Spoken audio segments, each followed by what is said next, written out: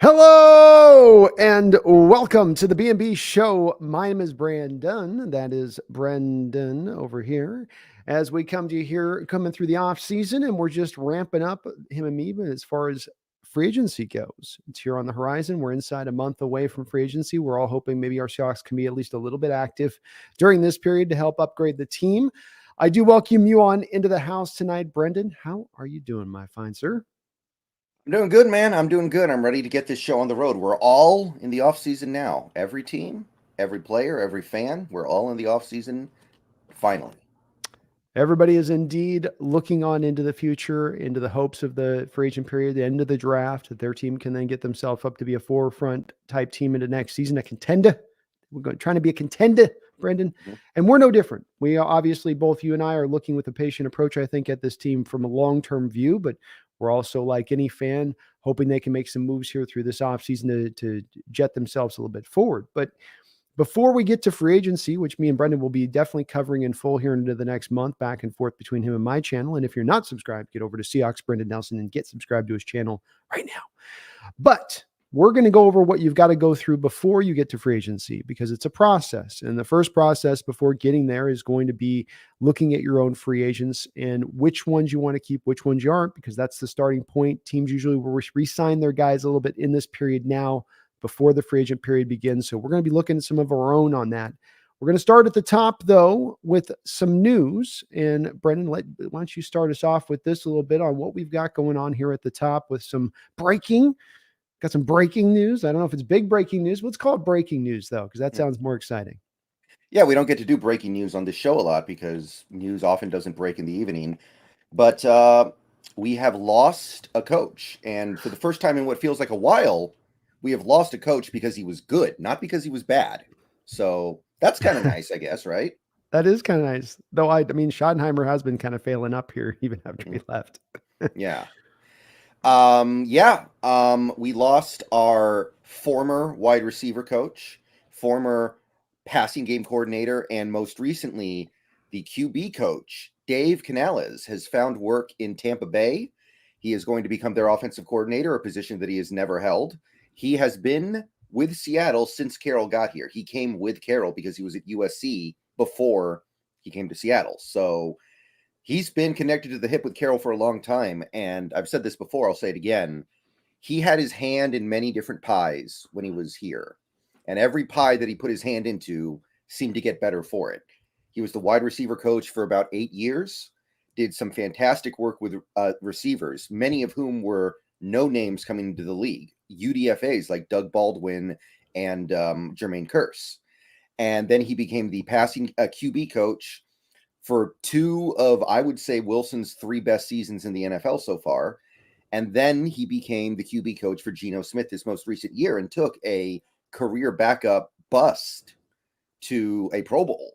So he's built up quite a resume, and he certainly deserves this opportunity. And to a certain extent, look, when you're good, you're going to lose coaches to other teams. That's the way things work in the NFL. That's the way this ecosystem works. You take from the best and you give to the ones that need improvement.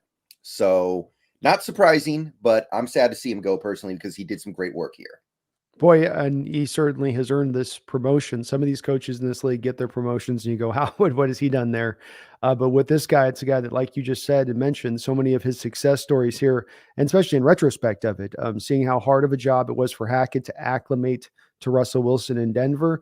But as you mentioned, the way that he got the most out of Wilson at the time in his career that he did, and then certainly, really, the big one is going to be Geno, and the way the NFL looks at that situation, where it's like, well, this doesn't happen every other day. You turning this quarterback, and you've got to have some hand in this. This has got to be you with a part of this here, and giving him some credit with that. So it is well earned. It is a bit of a ding for us, Brendan.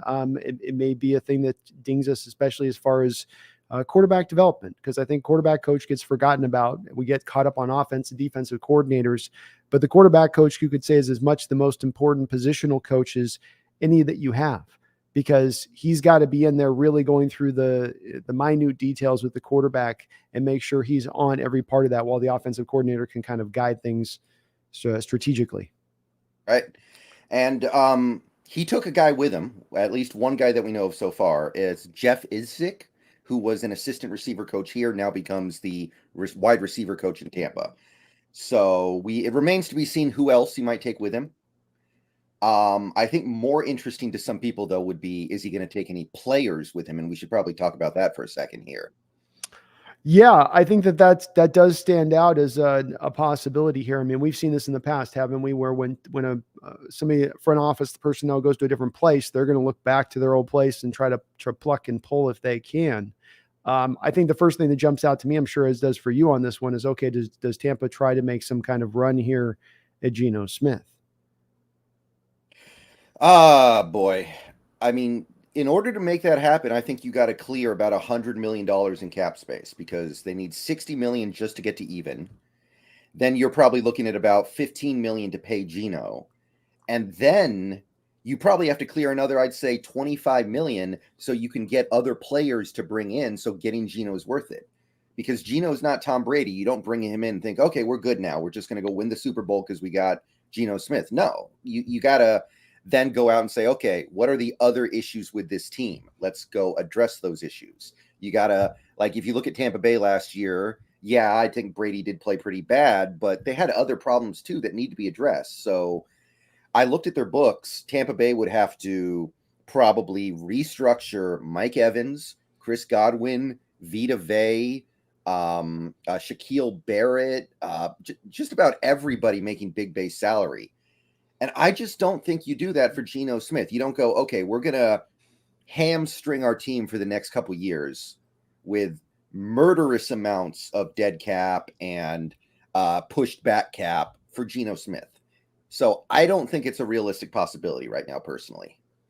I agree with you in that I don't think it's a necessarily a likelihood. I do think this is like where you keep the flame burning on an oven like they do in restaurants, where it's always kind of slightly burning on the thing. Where there is a part of me though that does look at this, Brendon, and does feel like I come back to, again, I have kind of throughout the week when we had our last show on your channel talking about this, which was just the musical chair item of it. And I think it puts, I'm a very much a visual guy. So it puts the visual in my mind really of the quarterback versus chairs that are very available there to sit. And then the fallout from that, the fallout being, in my opinion, is that there's just too many chairs, not enough butts.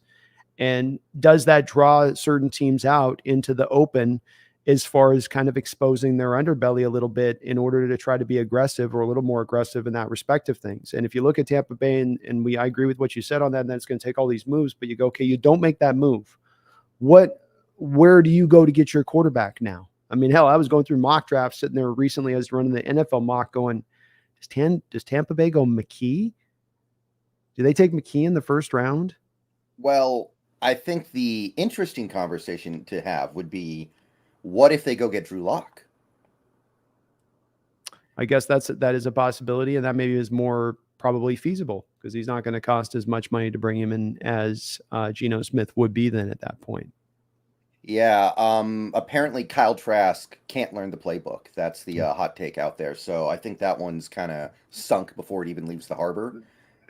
The Trask thing is ridiculous. It was a pick they made at the time as a bonus pick, Brendon. It wasn't a guy. It was a guy completely overdrafted quarterback that they were hoping wishing on a miracle that he could be something else than what he was. And you turn on the tape for 3 minutes of him out there at Florida, remembering, Brendon, he had like 4 NFL receivers to throw to, right? He is jacked to the nines with guys to toss to, and the guy still can't find an open pair of arms on a summer day. Kadarius Toney, who else? Pitts. Oh wow, Pitts. Swain was there for a while. Freddie Swain was there for a while, and then there was one other guy on top of that. And it wasn't that he was a great pro, but he did become a pro. So it was like, come on, man, what else do you need over there? What can we else possibly give you? So I guess it is a long range on that. Drew Lock would probably make more sense. You don't have to give up the draft picks because if you are trading for Geno, you're probably giving up the second, maybe a third rounder in addition. With Drew, you just get to pull him in there for nothing at that point, and you can do the prove it deal until you get out from under the Brady situation. I think that's feasible there. I think that's definitely feasible. Right. Was there any other guys that you saw from your standpoint that could be in that range? I mean, would they go after a guy like a Rashad Penny?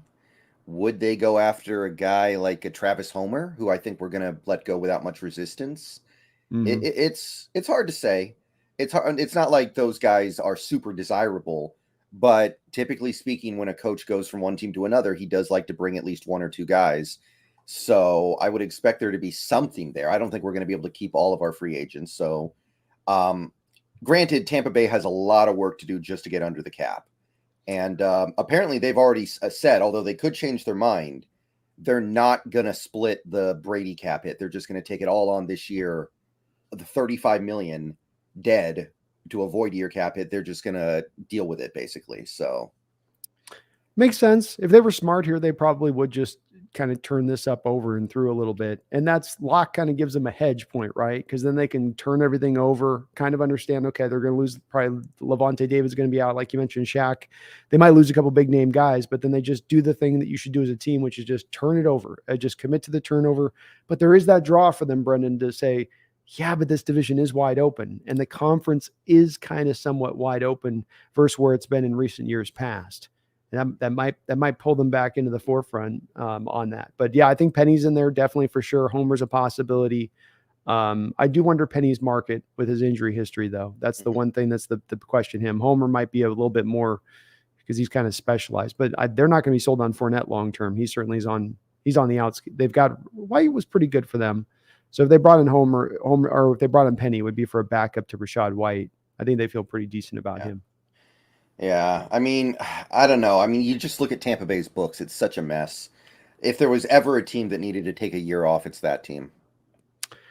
It is. It's the problem Saints had for years, right? Where they kept kicking the can forward, and then the can kept getting bigger and bigger, until it was the size of a house. And they still haven't really bought into an off season where we just need to bleed this out and take the beating here. And I'll tell you, Carolina and Atlanta may benefit for both of these two teams this off season, being both two teams that are like, okay, we got to kind of eat it this off season. And now one of those two teams, if they decide to press forward and get aggressive, can really jump up and take that division and without as much resistance, or a lot less resistance than you're getting across the rest of the National Football League. Mm-hmm. Right. I agree. So anything else to say about Canales? No, I think you covered it. It's going to be a loss. We're going to have to find, I don't know who Carroll's got waiting the wings, but hopefully with his laundry list of coaches that he's had underneath them, there's somebody out there that you can find to bring in that can bring the next guy along. So certainly not going to be any former guys. Bevel's still, I think, isn't he at Jacksonville still? And is he? Sounds right.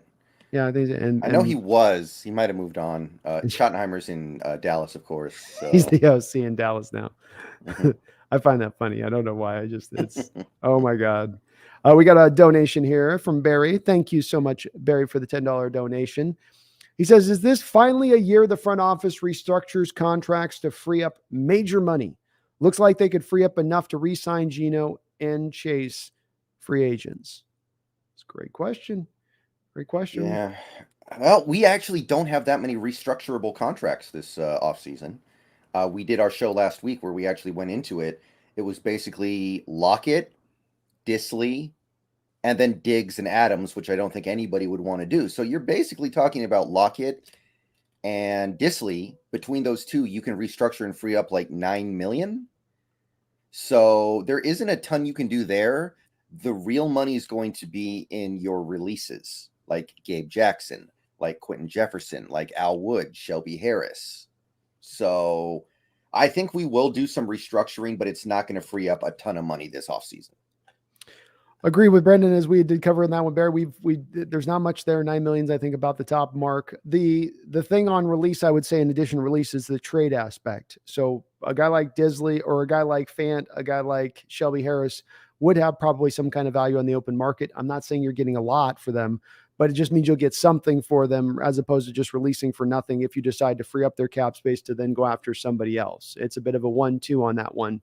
And so you're getting, at that point, I think you're sitting somewhere in the neighborhood of like 15 on the 9. So what, Brett, 24 million, a feasible, workable extra cap space to clear up if you wanted to and acknowledging, like you said, you could do theoretically Jamal, you could do a quandary. We're not going to probably do that though. So under a feasible item of realistic deals that you could really remove through, those would be the ones, that'd be the space, right? To about 24 million addition if you really wanted to get, right. 20. Yeah, that's about right. That's about right. And obviously what is reasonable and what's not reasonable is very subjective. I think that Moving on from Shelby Harris would be reasonable. Some people would disagree with that.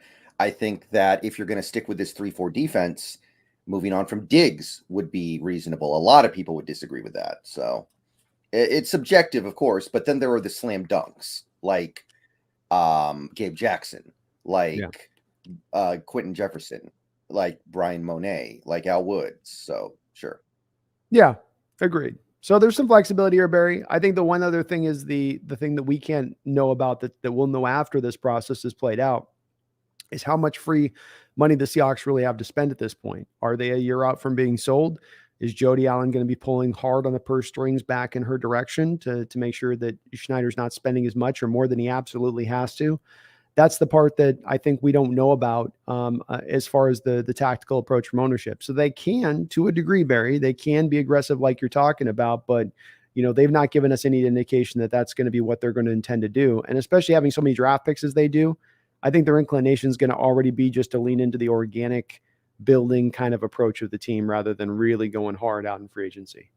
Right. Thank you, though, Barry, for the $10 donation. Appreciate you as ever, my guy. All Pro Seahawks with a $2 donation says, would you give up a first round pick for Daron Payne? Well, let's toss out first out the gate, Brendon here. Number 5's out the door. We're not doing that one. Right. So that's where that's a no-go, but Brendon, let him, let me turn something off real quick. Let him know if you do the 20th overall selection. I'll be right back. My first inclination was no, but after having a chance to think about it, I'm not completely against it. I think that there is a little bit of concern about giving up a bunch of draft capital for a guy and then immediately having to pay him. But when I look at the fact that he's relatively young, when I look at the fact that he's a two-way player and that he's a great pass rusher and a great run defender, I think it would probably work, especially in this draft, because I'm definitely starting to feel like that area of the draft is not a great spot to be. So I would be okay with it. Yeah, you touched on, I think, the real fine point on this one, Brendon, which is that it's this year with what you're doing in the 20th pick of this draft. Let's say nothing of the fact our Seahawks have kind of, what was the worm beast in Star Wars that ate people up? Like that's been Our like, luck. yeah, that's been our 20th. When we pick in the 20th of the first round, that's what happens to our Seahawks. We go like Boba Fett right into the belly of the beast, it seems like. But beyond that, that's in decent year drafts. That's in like solid draft, strength throughout the course of a first round. This is a weak draft, like Brendon just said. That's the big part of this one. And I would usually be precluded from making a move like this for Daron because of the fact I'm trading and I got to spend the money. But he is still 25, right? 25 and a half or something. He's the 20th person you're going to get the 20th pick. People talk about Bijan Robinson. I think he's long gone. I think when people look at who's really going to be available there at 20, a lot of people are going to it's going to draw a lot of people into going, let's just take John Schmitz and call it a day. That's what's going to end up happening from a lot of people's perspective when we arrive at 20 with the guy that we're going to be sitting there looking at. So I'm willing to do it, I think, from that aspect of things. I just think it's probably the cost for a guy that's this good or somewhere near that range. I do it very hesitantly, but I think I'm at least amenable to it. Yeah, and I would do it. And honestly, if this was last year's first round with the 20th pick, I probably wouldn't do it. If it was most years, I probably wouldn't. But that's the kind of thing. If I'm on the ledge already, that's the thing that kicks me over the other side of the ledge that makes me onto the other side. Is that, well, I just don't trust this draft's talent level. And it's great to have that 20th pick, but boy, it's just not my typical 20th pick. And again, I already know my team doesn't necessarily knock it out of the park when they're picking in the 20 range in recent given history. Thank you. All Pro Seahawks. You're awesome for the $2 donation, man. Thank you so much. Garth Knight with the $5 dono. Appreciate you as well, Garth. Says, I hope you're doing well tonight. Says, Pete Carroll will hire Stan Gable from Revenge of the Nerds to be the new quarterback coach. And while out of the box, I think it's a good hire. Yeah, I've not seen that movie, so I don't understand the reference, but I'm sure it was good. I remember Revenge of the Nerds, so I definitely remember that movie, but I can't remember Stan Gable. I always just think about there's a character named, I think, Booger in the movie or something, and he was the guy that played like the bully in every 80s role, the bully with he went to the bearded guy, crazy eyes. But sounds good, Garth. I'm sure he's got somebody he's going to pull out that's going to be a name we're going to recognize, whoever Carroll grabs. I don't think we're going to go, who's that? I bet he's got somebody that's sitting there. He's like, hey, come over here and Especially if I'll tell you this, Brendan, there might be something to read into whoever, if he does get a really nice hire, if somebody's bringing in where it's like, hey, you're going to get a chance to bring up a young quarterback. You're going to really be able to get to grow your resume because we're intending to draft a quarterback here. So, come in here and get ready to kind of shine, get your shine on, look really good if you can take this young QB up. Yeah, and logically, whoever you hire, you got to do it before the draft, right? You absolutely have to. Yeah, I would think this would come down within the next couple of weeks. Carroll would have this decided. I wouldn't think that they would leave it open. So there's maybe a chance it comes in house.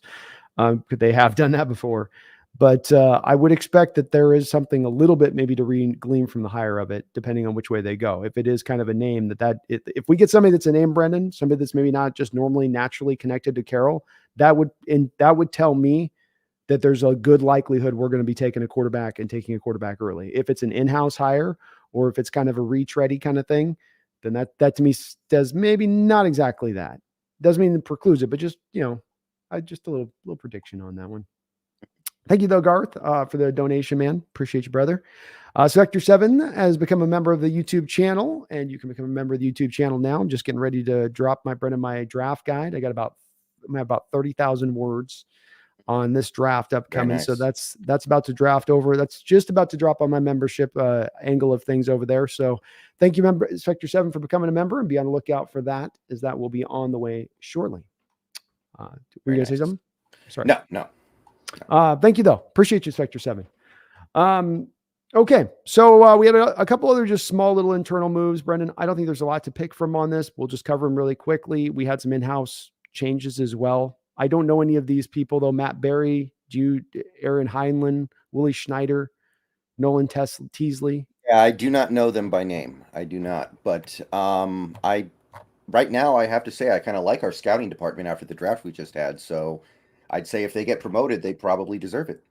That's great. That's exactly like if these guys have any hand in what happened last year, then, golf clap. It's great. But Nolan Teasley is now in the assistant general manager. Matt Berry is now senior director of player personnel. Aaron Heinlein is now director of college scouting. And Willie Schneider, I wonder if he's related to Mr. Schneider, is now director of pro personnel. We also had, just before we get to our free agents, one last bit of news, Brendan. I'm going to call him the Chapstick King, because boy, he's got some dry lips. And that would be the new hire. The Cardinals actually decided to hire a coach before the draft. I'm stunned. Color me shocked. They found somebody who'd take the job. Who did they pick up here, Brendan? Jonathan Gannon, DC of the Philadelphia Eagles.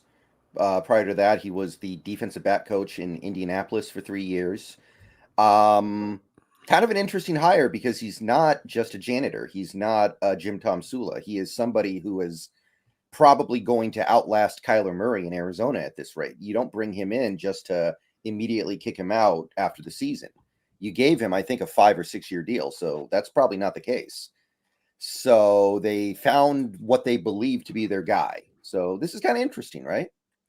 Very interesting hire, going defense, especially a little bit of a trend this offseason. It feels like with some of the coaching hires going defense, like Houston did. And this is, again, kind of anti what you would think teams would be leaning towards, would be more offensive driven, because of the fact that those teams be the teams in the playoffs every year is more often than not, they're driven by offensive centric teams. But yeah, I think that this was an understanding from the Cardinals aspect, Brendan, that they are in a bit of a bind with Kyler's contract. They're not in a situation that people want to come to and pick up and deal with.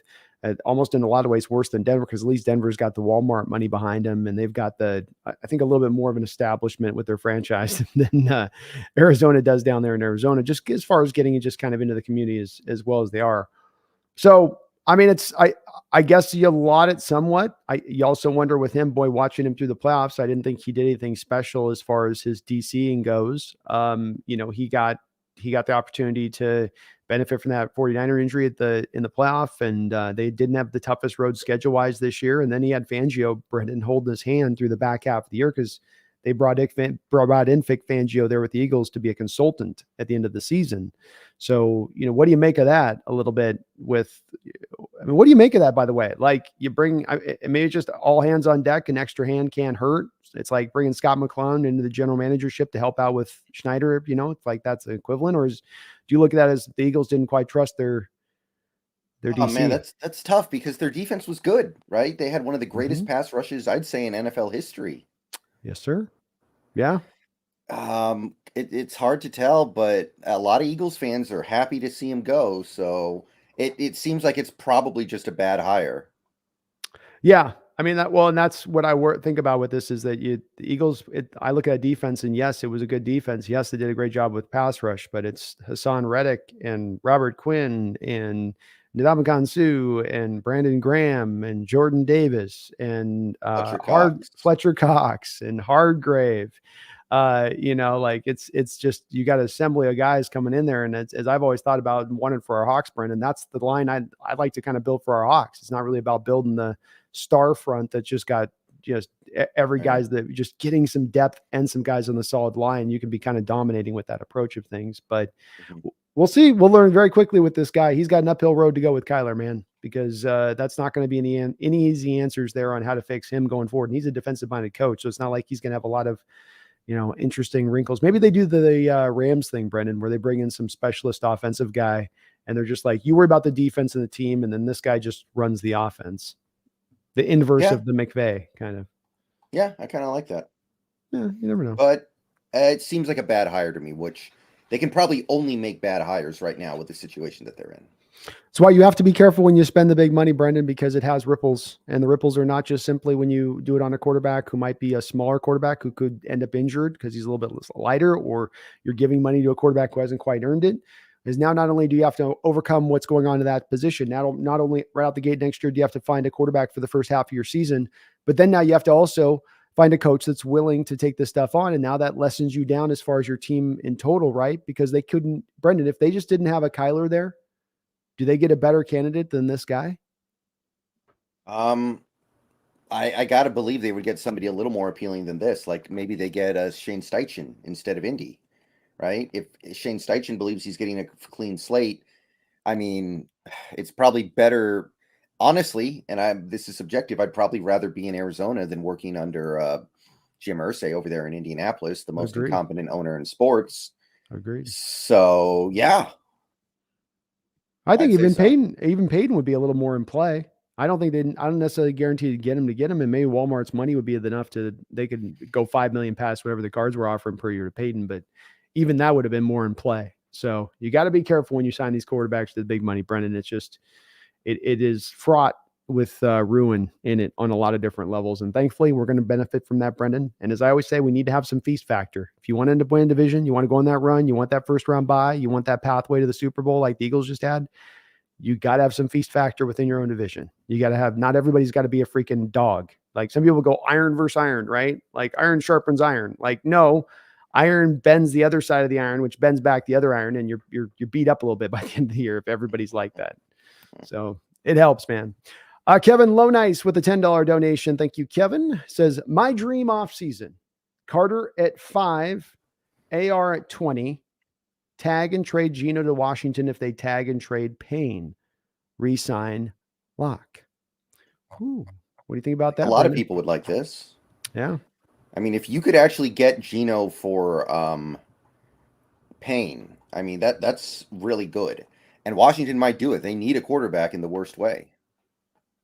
It's a very straightforward trade that could make a lot of sense for both sides. Like we need this, we need that. It offsets it. We're talking about a first round pick here for Payne at 20. Um, with Gino maybe getting a second, third, that I think as far as what he'd pull at the most, that's kind of fairly equivalent at that point. So I mean, I could see it being feasible too. I'm great with it, Kevin. I love it. I do think Carter is going to be there at 5. I maintain that I think 3 quarterbacks were taken in the first, 4 picks, but I also still do believe as well that Richardson probably goes top 10 in this draft. And if he drafts to 20, that'd be great. I'm all over it, Kevin. I will be, but I would be very surprised if he lasts all the way out there to 20. I Once think you he draw, probably should, but he won't. he should. The problem comes into it's not with AR, is that it's not as much just informed by the fact of his talent or where he is as a player, right? It's all about Yeah. the drop off from him to the next quarterback once you leave Anthony Richardson, because then it's all the way down to McKee. It's up here. It's like Bryce Young, CJ Stroud, Levis, and then Richardson, and then all the way down to McKee. So God, that's I'm the tough. thinking. I mean, Hooker might be more desirable than McKee. Just he's hurt. I still might rather have Hooker than McKee. I might. For some reason, I'm getting the impression the NFL is really in kind of having a little bit of a, I don't know why, but they're kind of in on McKee a little bit. I'm not with it. I watched the Washington tape, the Washington game. You watched it, no doubt. Yeah. Holy Lord. I was watching that the other night for some, I was watching it for the Stanford receiver, and he had a good game in the game. But McKee looked god awful. Like he looks, He's got a nice arm, but that's it. he does, but man, he just looked, he was deer in the headlights in that game against UW, where he's Mhm. just everything at the pocket, everything's spastic, nothing's under really any kind of control, and he can't move for the life of him. But I'm getting the impression that for whatever reason, the NFL's got like again, the arm, I think is what you talked about. That's the thing that they're going to look at. They're going to go, well, the arm's upper level, so that'll drive us to do it. But you talk about AR to him, to me, that's a drop, and that's going to drive scarcity, which is going to drive teams to overpick certain guys. And again, especially in a draft like this, because it's so weak, because it's so left wanting as far as talent goes. But Kevin, sign me up for your offseason. I think Brendon would say sign him up for that if you pressed it. He likes that too. So I think even Kevin's situation wasn't necessarily saying we trade for Payne with that. Just you traded Gino to Washington if they tag and trade Payne off somewhere else. So either way on that, I would be probably a go with that, Kevin. I'd be okay with that. I agree. Still keep your first, still keep your 5, Brendon, and you get Payne. That's not a bad way to go. Yeah. It's not too shabby. Not too shabby. Thank you though, Kevin, for the $10 donation, brother. Hangwoo Lee with the $2 donation. Appreciate you as well. Hangwoo says, how much will Nick Bosa extension be? $40 million a year. Holy lordy. What do you think he's going to end up number wise? So wait, let's see. We're at, who was the last guy that signed a deal, Brennan? Was it It Watt? was TJ Watt or Max Crosby, but Max Crosby is not upper level, so I think we're thinking of 29 for Watt, something like that. It was 28. So 28. They've waited an extra year on Bosa, right? So you've waited the extra year to pay him. I've maintained that I think that the point that sounds right is about 32. His brother kind of reset the whole market at 27 and a half back in the day when it was at like 23 and a half, right? Remember, it was at DeMarcus Lawrence and Clark were there, and then the Joey Bosa went 27 and a half, and everybody's like, holy Lord. So 32 and a half, Brendon. Yeah, I think that's probably about right. That's what I was going to say, 32. And the Niners have 25 free agents and some fairly key ones at that, including like Mike McGlinchey, their right tackle, that they've got to figure out how to fit in the cap too. You know, they've got some cap space. I'm sure they can work a little bit, but that you pay a pass rush for 32. Is there any pet? Would you hold on? This is a good question. Would you pay? Let's just not say about trading Nick Bosa. Would you pay Nick Bosa $32.5 million on average on a new deal? I guess you kind of have to, but man, I mean, he just won Defensive Player of the Year. He's clearly one of the very elite edge rushers out there, and cap's only going to keep going up. The Amazon money's going to kick in. It's probably fine, but I mean, he's already had the one ACL injury, or is it 2? I thought he had one back maybe in college. I thought he's had one in the pro, but I thought he had something going on. There was some injury with college too. 32 and a half, Brendon. Well, how much is the tag going to be for an edge rusher? Maybe you tag him and then play hardball? You can't do it. You waited the year. That's the problem. You can pull that off on year 1 off the 3rd year spot, right? So 3rd year they prove it. You go, okay, we're going to do this, but he's like 4 years in now, right? So that's because you're going into now starting to go into like bottom of the top level quarterback pay when you're at 32 and a half, even with where the numbers were. Because I was looking at this last week for the Geno deal at like 40, Geno would be top 7 in the league. And so, boy, that to me, I know he's defensive player of the year and all that, but to me, 32 and a half, if I'm the team having to face pay him on that, I think I'd almost go look to see if I can get the multiple first round picks, then pay that mark. Because what team is going to give up multiple first round picks and then pay him though? They'd be lining up for Nick Bosa. Lining up off of a defensive player of the year. Yeah. Some teams would be hesitant, like you're saying, for the ACLs, but then there'd be at least 10 they would be lining up saying, we'll bring him in. We'll pair him with, they'll get it in their own mind. They compare with maybe one other guy they got, and then they'll roll. But I would be scared with that ACL history, that kind of money. I would be very, very hesitant to ever go that high on an edge rusher. He better be Reggie White reborn to be paying 32 million. But it's a great question, Hangwoo. He's going to ask for a lot. No discounts. I guarantee you that. He bet on himself. He bet on himself now, and he's playing out to a defensive player of the year. That does not equate to a discount for the team, no matter what. Right. But can you see them, Brendan? Can you really see them playing hardball with him after that? After him having a year like that, now they're going, well, we don't really want to go to that high of a price. Yeah, we waited that year, but we'll just do this I app for the mean, I franchise tag. mean, that's yeah, that's the franchise tag. Like that's what the Cowboys did with Dak Prescott. Remember, they were like, "You're just going to play on the tag then," and then they paid him a year again anyway, a year later anyway, so it didn't matter. But you could do that. I think we both kind of expect the Bengals are going to eventually do that with Joe Burrow, right? Because Burrow could ask for 60 million, but I don't think he's going to get it from the Bengals. This will be the test of Bengals ownership at this point. Are they gonna really have the stones to not pay Burrow, really, where he is and what he's done with that team, and the hell you put him behind with that offensive line, and how you've gotten him beat to crap, and you're not going to pay him? Like I think they pay Burrow. I think Burrow gets Yeah. his 55, I'm, 60. do they go that high? Yeah. Do they end up saying like, "Look, we can just tag you over and over and over again, take 50"? Like, do they play that game? I think that they would be more likely, the Bengals organization at that point, to move Burrow and just get a king's ransom of Burrow and pick back at that point if they really thought that was the way to go with it. And I don't think that that's what they're going to do. I think they recognize that he has been that guy for them. He is that next quarterback. He's that guy with Mahomes that are the 1-2 guys right now in this sport. I mean, Allen's coming back down to earth. Herbert's still unrealized in his potential. Mm-hmm. And you know, that's this guy's it. I think if he was more in that like 5, 6, 7 range, I think the Bengals ownership could kind of be like, well, I mean, he's good, but we're not wanting to pay that much. But when you're up at that top mark, it's like kind of undeniable at that point to turn back around and go, okay, well, we got to pay the pauper on this one. He's too good not to. We would be laughed at for generations if we didn't. All right. Hangwoo, thank you for the donation, though. Appreciate you. Garth Knight with the $5 dono says, what can we get for Jamal Adams in a trade? If we get a Bowflex and one of those Chuck Norris endorsed machines, let's take it. I hear those Chuck Norris machines were good back in the day. Yeah. Some people are, asking about trading Jamal Adams. Nobody's going to trade for that contract. Like that's not happening. No point in even really discussing it. Either you keep him or you release him. I can't imagine a team even giving up like a 7th round pick because then you inherit the contract. There's just no way.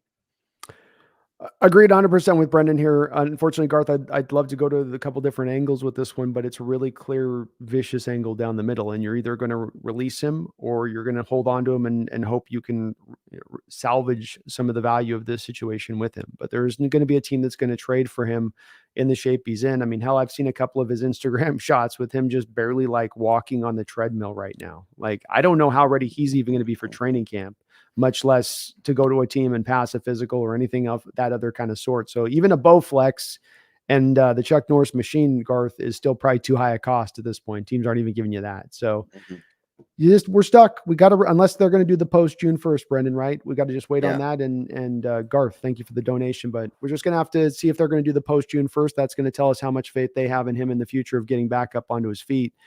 But that's the only way he goes. And it would be a release at that point, not a trade. Right. Thank you, Garth, for the donation, though. I really do appreciate it. Everybody for the donos today on the chat.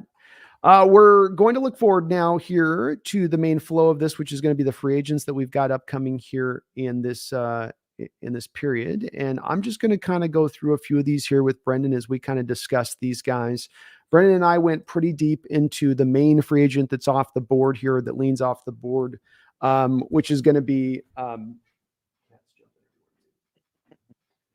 she's jumping, which is going to be Geno Smith. So if you folks are looking for an in-depth breakdown of me and Brendan going back and forth on Geno and really getting into the depth of it, go over to Brendan's channel. We had about a 2-hour discussion just about on it. I did another video this past week regarding Geno and his cost and whatnot. So we won't go too far into this.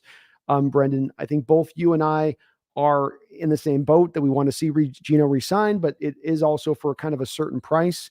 Has your mind moved anywhere? I know it's only been a week, but you kind of broke it for me last week a little bit, and I wasn't as aware of the numbers being as solidified as I was, and then doing some research onto it about him turning down the 30 million, and then maybe his camp's wanting kind of maybe 40 million, what we're hearing.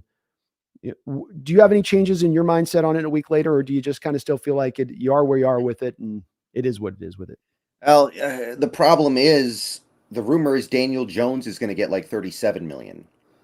And there's no way that you can argue that Daniel Jones should get paid more than Geno Smith right now. There's just no way.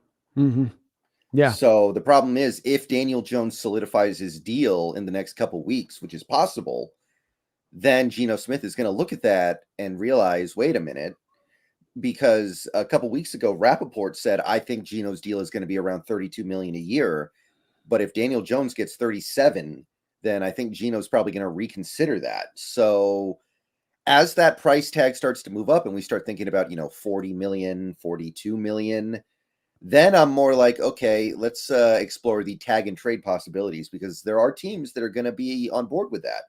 They're going to be teams like Washington, teams like the Jets, maybe Tampa if they can get out from their cap hell, which I don't think they can, but if they could, they would be interested. Probably a few other teams as well, maybe the Raiders, maybe a team like that. Atlanta, Yeah. Titans. Honestly, every team of the NFC South, Yes, agreed. now that I think about it. So it really just depends on where the money is. I'm not gonna grandstand over if it gets to like 32 or 33 million. I don't really care about that much. But as we start pushing up to 40, then it starts to get to the point where it's like, okay, this is not a mid-level QB contract anymore. This is starting to push up to the upper level, and I just don't see it that being good. No, I don't either. And maybe I've become a little bit obsessed from it, my standpoint of things, but I just come back to again the roster building and the way that you divvy up that cap and how finite the space is. And there's only so many ways to cut the pie. And if a big slice of that pie is going to, Uncle Gino, and you're looking at the rest and you got to put all the rest together, and you've got so many holes to fill as this team does, as we're not looking at just a quarterback coming in like Brady did with Tampa Bay as that final little, last spot to click in. Well, I'm driven to go. That's a place where I can't go that high with it. And Gino deserves it if that's the market rate is the market rate. But like you just said too, you're talking 40 million. As I did the research, like last year, or as it stands right now, not last year. And by the way, this is actually he would be higher than this from last year because Derek Carr has been released. But Derek Carr was sitting there at number 7 last year. Gino would be right there at 40 million on average per year, measured up against all the rest of the quarterbacks in the sport. So, is that worth it? What about the history of quarterbacks struggling there? Again, we dove into this a ton last week, so we won't rehash it here, Brendon, but it'll be interesting to see how this turns, as I think you would agree we're going to get some probably resolution here on this, understanding of which way it'll go in I would say the next couple of weeks, probably fairly decently before free agency, because whoever trades for him is then going to want to set the stage for him. Right. Well, the franchise tag window opens in a few days here, less than a week, and then it'll close a few weeks after that. So we'll probably know by the end of the franchise tag period. I think that they put a quick franchise tag on him. I do, Right. with this, and then he doesn't sign it is what will definitely happen, because there's Right. no Gino would be an idiot to sign it. So, Hmm. he'll that'll be how it plays out. They will do that, but yeah, I think there's going to be something coming down with this, and we both like the sign, and it's got to be at a rate that makes some kind of sense as far as that mid tier deal. And if it's at the upper tier, that's not a mid tier deal, that's upper tier, and we're getting closer to that mark with some of these funny numbers we're talking about here, Brendon. Let's go with some of the next guys here on the list, and one that I think is going to be a quick one for you to kind of establish on here. Apuna Ford, Hmm. uh, 27 years old, made the change to 3 tech a couple of years ago from 1 tech, now made a change to more of a 3-4 defensive end this year. Didn't have the very good year overall. I think it's like 55 PFF grade. Where are you at with Puna? Well, if we were going back to the 4-3 under, the old Carroll defense, Mm-hmm. I'd probably be willing to give him like 7 or 8 million a year. I think he's really good in that role. And it would be just a small uptick from what he was getting on the previous contract he signed a couple years ago. I think that year contract was like 2 years, 12 million. So I would probably give him like 2 years, 14 million if we were going back to the 4-3 under. But that doesn't seem like that's going to happen because, and this is another thing that's kind of interesting going on right now. It seems like Sean Desai flunked his interview in Denver. Yeah. So yeah, I don't know how to feel about that because, like, it's great that he's going to stay, but if he's flunking interviews, how good is he actually? Like, I don't know. He's had a couple of them now, you know what I Mhm. mean? And there's not exactly been a, huge ton of great defensive coordinators out there on the open market this offseason. All right. So that being the case, I can't really figure out any price to bring Puna Ford back on. Even like veteran minimum is like, why? Just give the snaps to somebody else.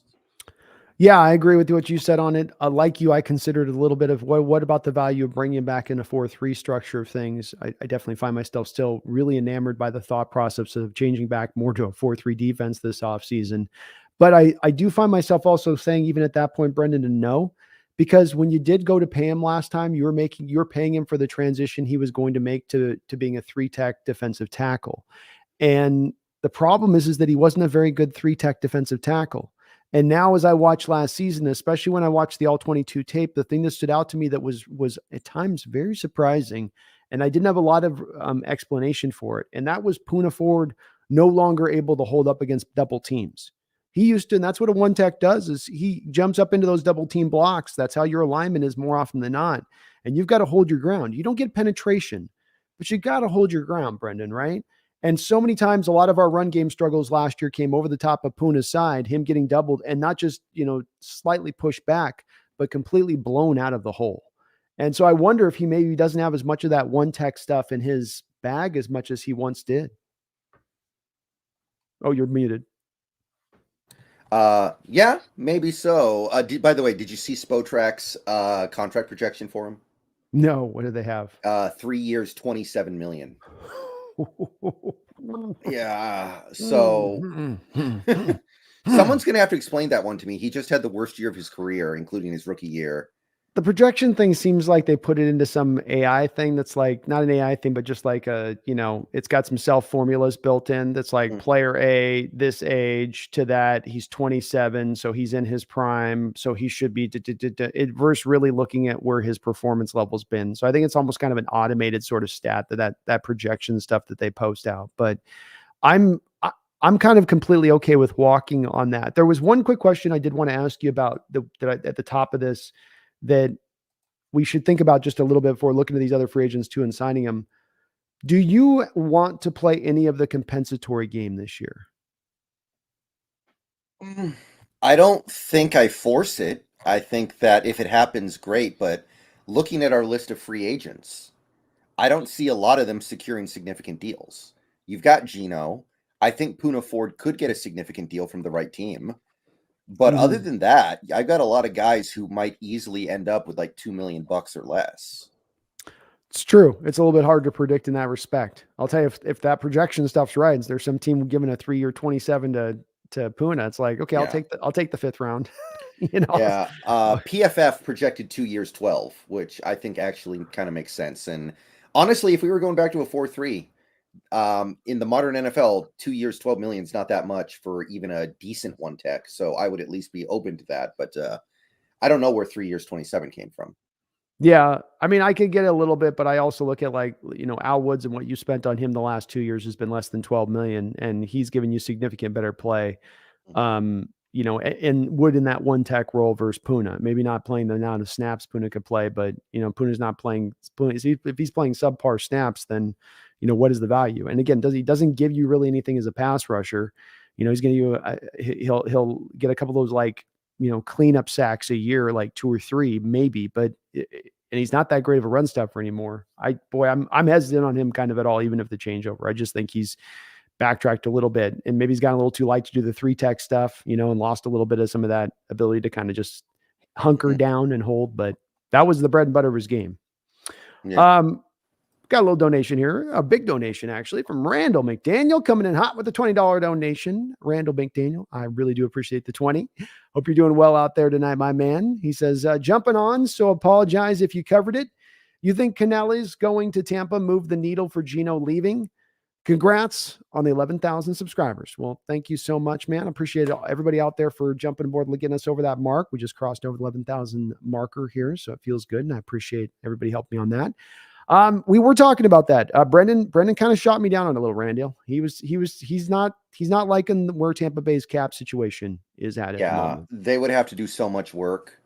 And like the pot of gold at the end of the rainbow is not it's not Tom Brady, it's not Peyton Manning, it's not Johnny Unitas, it's Geno Smith. I don't think he's worth all the effort it would take to get your cap underneath. Like, they're going to have to do so much work just to like get under the cap, period. And then you have to get under the cap another 30, 40 million probably to make that feasible. No. Yeah, you have to ask yes. I think the only way they would do that kind of move, Randall, to believe that is number one, Canelo's coming in there and being able to sway the room in a big way and loving Geno, number one. But then number two, that they believe in themselves as a team to be Super Bowl ready. That not merely Geno's going to help to get them and be established as a division front runner, but because of all the sacrifices they're going to have to make from a cap standpoint into the future, then they are going for it now. They're in that go for it mode. And can Tampa really look at their roster, especially understanding they're going to have to take some pain and suffer some losses this offseason, even not even just to accommodate Geno, just to get under the cap? That's where it probably for me doesn't. I think Brendan's point on this is an apt one and the right one here, Randall, where it's probably more likely a lock. Like he was saying earlier on this, Randall, was that Locke is probably the more likely guy that they try to pluck because they're going to need a low cost item down there to kind of carry the day for a year while they try to wash this all out. And from Locke's standpoint, that'd be a pretty, not a bad spot for him, Brendan. He's got Donovan Smith on one side. He's got Tristan Wirfs over on the other. He gets Ryan Jensen back next year. That's 3/5 of a pretty good offensive line if they can bring somebody else in there. So wouldn't be the worst situation for Yeah, Locke. and it'd be the one team where he's guaranteed the starting job, right? He wouldn't even have to compete for it, really. 100%. 100%. He'd have a clear pathway to the starting job, a good opportunity. So that's probably more the likelihood here, Randall, I think, is Locke would be the one that Canales might be going, hey, we can redo the Geno thing here with Locke here. So we'll see where it goes. But thank you for the $20 donation, man. I really do appreciate you. You're awesome, brother, but you're always awesome. Chad Hart with a $5 donation says the Hawks are about 7 players from being a Super Bowl contender. One more thing. What is the difference with a 3-4 defense and a 4-3 defense? You take the first one. I'll take kind of the second one. We'll react off both with it. Well, the first one, I mean, I think they would have to be 7 really good players, but sure. There are some, and again, it depends on, are you counting guys like Geno? Is Geno part of that? Or are you moving off of him? But I don't think it's that unrealistic to say. We need to improve the interior offensive line. I think we need some depth in the receiver room, but that might not be included because we don't need stars there. It feels like, though, all the work you have to do on that front 7, like it might be a little bit more than 7. You need at least 3 off the front 7, and you need 2 off the offensive line. That'd be 5. I think 2 middle linebackers is 7 right there. So yes, from those, if you're just talking those pure 7, Chad, yeah, like Brendan said, wide receiver is going to come up as more of a need. We need another running back here in tow. But yeah, it's 7's a pretty close number at the end of the day. But that's putting 3, Brendan. That's putting 3 to the defensive line at that point. If you injected in 3 new cats onto that line, it might even take 4 though. Let's be real. We might need even 4 on that line in that front 7. But yeah, I wouldn't be amazed if we needed to remake that whole line. Yeah, everybody could be on their way of kind of having to move out here this particular offseason in that respective things. So you're pretty close to that mark. I think that's just about right on there, Chad. What is the difference with the 3-4 defense and 4-3 defense? It's the main difference is, of course, just the amount of men you have on the line of scrimmage versus how many linebackers you have on the field. I mean, that's the main, key difference. If you're talking about getting into the philosophy differences between the two, one is more to be, I think, built to sort of stop the pass. The other is sort of being more built to stop the run at its base, being the 4-3 defense. The 3-4 defense is the one that tends to be more blitz heavy and exotic, and you can do more things from where coaches can have more control and their hands in on it. The 4-3 defense is one that tends to be more boring and okay, Kitty, come on, for the love of God, Cat. Can be just, she's not giving up. Can just be more just in that realm of things. So those are the main kind of differences between, but you can run the same kind of defenses from one to the other. We went from last year, 2 years ago, a 4-3 under defense to now a 3-4 under defense this past season. So those concepts, the coverage concepts can all stay the same, but it's the front 7, of course, that's the main difference. I think it was more of a 2-4-5 defense, honestly, but whatever. Yeah, I mean, yeah, exactly. Well, with the alignment, because we went a little bit more with the linebackers on the outside, but yeah. That was our awkward way of doing it. But thank you, Chad. Appreciate it. Hope that's a good explanation on that 4-3 there. D-Boy in the house. D-Boy, it's been a long time, man. Hope you're doing well. It's good to see you. He says, saying hi, been a minute. Work's killing me. Sending love. Hey, love right back, man. And it is good to see. Always brings a smile to my face to see D-Boy in the chat. One of my original folks out there. I think my original mods out there, Brendan. So don't let the work kill you too much, man. All work and no play makes D-Boy dull. You gotta get out there and enjoy yourself sometimes. So don't let him grind you out, man. It's too short a life on that. But thank you, man. Appreciate the donation, and it's great to see you. Hope you're doing well. All right, let's continue on down through this list. Thank you to everybody for the donations in the chat. You guys are all awesome as you ever are. Next guy on the list is one that who might be one of the more interested guys for me, Brendan, outside of Geno Smith, as far as guys I really am kind of enamored with wanting to bring back. I want to see your thoughts, though, on this. Give me what you think about one Rashad Penny. Well, after the year he just had, where he was very efficient again, but he got hurt in game number 5, I can't imagine he's going to cost more than what he got last year. In fact, I think he'll probably cost a good amount less. Mm-hmm. So therefore, given the fact that you're going to be able to pay him an amount of money that makes him, how should I put this, worth it, even if he only gives you like 8 or 9 games. Like if he gives you 8 or 9 really good games and then maybe gets hurt, and hopefully he's there at the end of the season, for the playoff run or whatever, but however he gives it to you, you can still be like, okay, we got our money's worth. I'm saying, yeah, let's do it. Yeah, I can't add many more thoughts to what you just had with it. You went $5.75 million on a 1-year deal last year, and he was coming off a year where he was healthy at the end of the year, and having a phenomenal end to the season. This year, it's going to probably be, in my opinion, like a 1-year, $3 million, and you probably give him a $1 million incentive maybe on top of it if he can hit the mark on being healthy on certain stuff, which is not a tremendous amount of cost. You're not spending a lot to Kenneth Walker as it is. Yes, he's got the injury stuff that's popped up there, but you're not asking him to be the main bell cow back. You're just trying to deepen out your running back room a little bit. And it doesn't stop you from still drafting a guy later on, Brendan. And boy, if you did that, I'd feel pretty good about a running back room where you go Walker, Penny, Homer, and let's say you take a good back Dallas. 4th round. Oh, that's Homer's right. Sorry. A free agent. Right. My bad. I meant DJ Dallas, but DJ Dallas, and then you get a guy in maybe the 4th round. That'd be a pretty good crew of guys you run through into next season with. You feel okay about that, as far as it being one of the stronger units on your positional groups, I think, on your team to a degree. Not the strongest up there, but one of the stronger ones. Yeah, 1 year, $3 million was kind of the number I came to as well, and I would do it. Yeah, I think it makes sense. I do. It's a way of you're not paying big money at that point. Prove it deal. We love those prove it deals on some of those guys. So. And boy, I still feel like, Brendan, he's going to eventually, none of these injuries are all interconnected necessarily. Eventually, he was at 6.1 yards per average carry last year. If he does just can stay out on that field, it still is there, that tantalizing potential of what he could kind of be out there if he could just stay out there and stay healthy, man. It still does exist for me, maybe wrongly in my mind, but it does exist. I mean, that's something that actually happened. It's not like that happened in the preseason. It didn't happen in training camp. It happened in real games. So yeah, exactly. And the guy rolled up on his legs, which what do you've seen the talk about that, trying to eliminate that tackle? We might have talked about that already, but it's going to be really hard to do, but I did hear about that. Yeah. Not in favor of it myself. I'm not. NFL's trying to change a lot of stuff quickly. It feels like you heard they're going to get rid of the QB sneak, pushing the QB forward.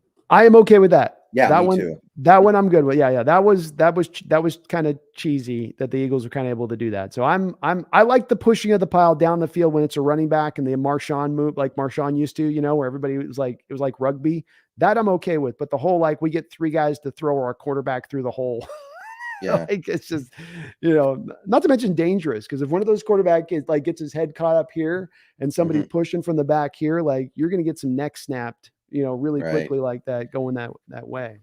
Yeah, I agree. But not this one. Not as bad as baseball, though. Baseball's changing everything this offseason. I don't know if you've seen it. Well, I like baseball doing it because they need to shake stuff up. And the stuff that they've done, I think, is smart. The shift, the bases being a little bit bigger on certain sides, I think it's a good way to go with it, because it's going to get the game back going more to its origins, which when you get baseball playing its origins, it's actually fun to watch. It's gotten less fun to watch because it's strikeout, home run, walk. And that is boring. But now you get more to maybe moving runners over, back control, a little bit more of now, that stuff's all going to factor in. So I like what they're doing. They have to, Brendan, because that's a sport has the youngsters checking out. It's an old person sport a little bit in how they go. But what they want these defenders to do at this point in tackling, Brendan, you can't go high, the offenders don't want you to go low because you tear their ACLs. And now I got to come behind you and like slowly set you on the ground. Like, get out of here with that. I hope the NFL doesn't implement that one. That one to me would be a big mistake to try to ask defenders to work around that, I remember when Gronk, I think it was Gronk, when he was still in the NFL, he like said something publicly like, "Hey, defenders, please hit me high. Don't hit me low. I will pay your fine if you hit me high. I will pay your fine for you. Just please don't hit me low. You hit me low, my season's over. Like, I'll deal with you hitting me high." And I always thought that was kind of a weird thing to say, but maybe that explains why Gronk is the way that he is now. You do pay that price with it at that point. And then Fitzgerald was the other side. I remember Larry Fitzgerald used to pay opponents he'd be like, "I'll pay your fine if you go high," like, or something. Then, because he didn't want you to go low to his knees either. So maybe there's something between that being smart as far as them going, hey, and if I had to pick, I guess I wouldn't want my brain long-term, but then the torn ACL repairs and all that, like, that's a year of rehab. You get over your headaches in a couple of weeks, I guess, if you're not thinking about the CTE. But I mean, Gronk probably isn't. So no, I'm sure if there's one person not worried about CTE, I'm pretty sure it's probably Gronk. All right, let's go look at the next one here. We've got almost a 31-year-old center with some good mobility. Another guy that didn't have the greatest of years, but hung in there, I guess, from the center position. This would be Austin Blythe, our starting center this past year, Brendan. Where are you out with him?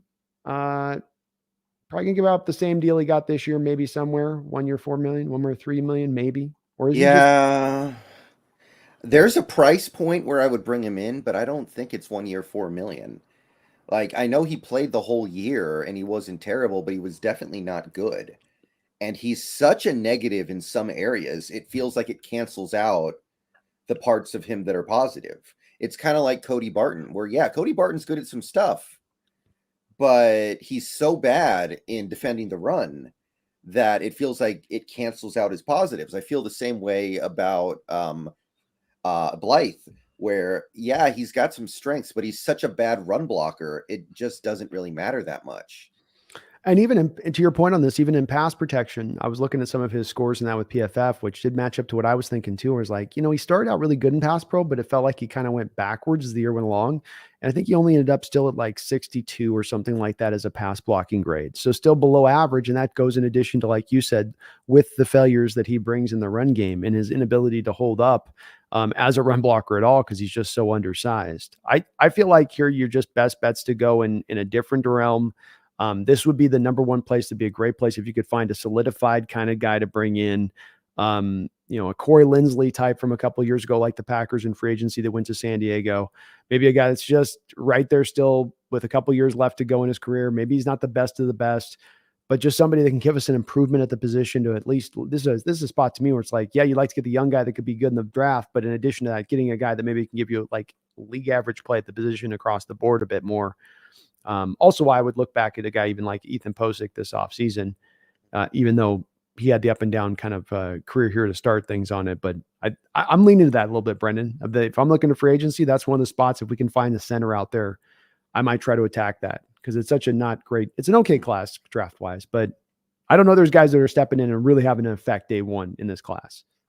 Yeah. If Blythe was willing to come back for like maybe $2 million to be a backup, I'm okay with that. But I got to believe some team out there is going to say he's worth $3.5 or $4 million to us. So I'm saying no, but if the market is not there for him and he ends up being okay with like being a backup for $2 million, I'm okay with that. League minimum is what you're talking about. I think for the vets, when they get to that many years, that league minimum's up like 2, I think. I believe it's like 1.5 now. Okay. So min plus that works. Is fine. Yeah, that's about right. I'm with it. That sounds about right on that deal. Next up, we got a guy who came along midway through the year and helped us out when we got ourselves in an injury bind situation with a strong safety position. He is known as a run stuffer extraordinaire. It gave us a little bit as a pass rusher in his 6 attempts off the edge as a blitzer. The highest pass rush grade of any Seahawk. Little trivia note there for you. But a guy that also showed his failures in pass coverage when he walked in, Brandon, and this would be former first round pick of the Raiders, Jonathan Abram.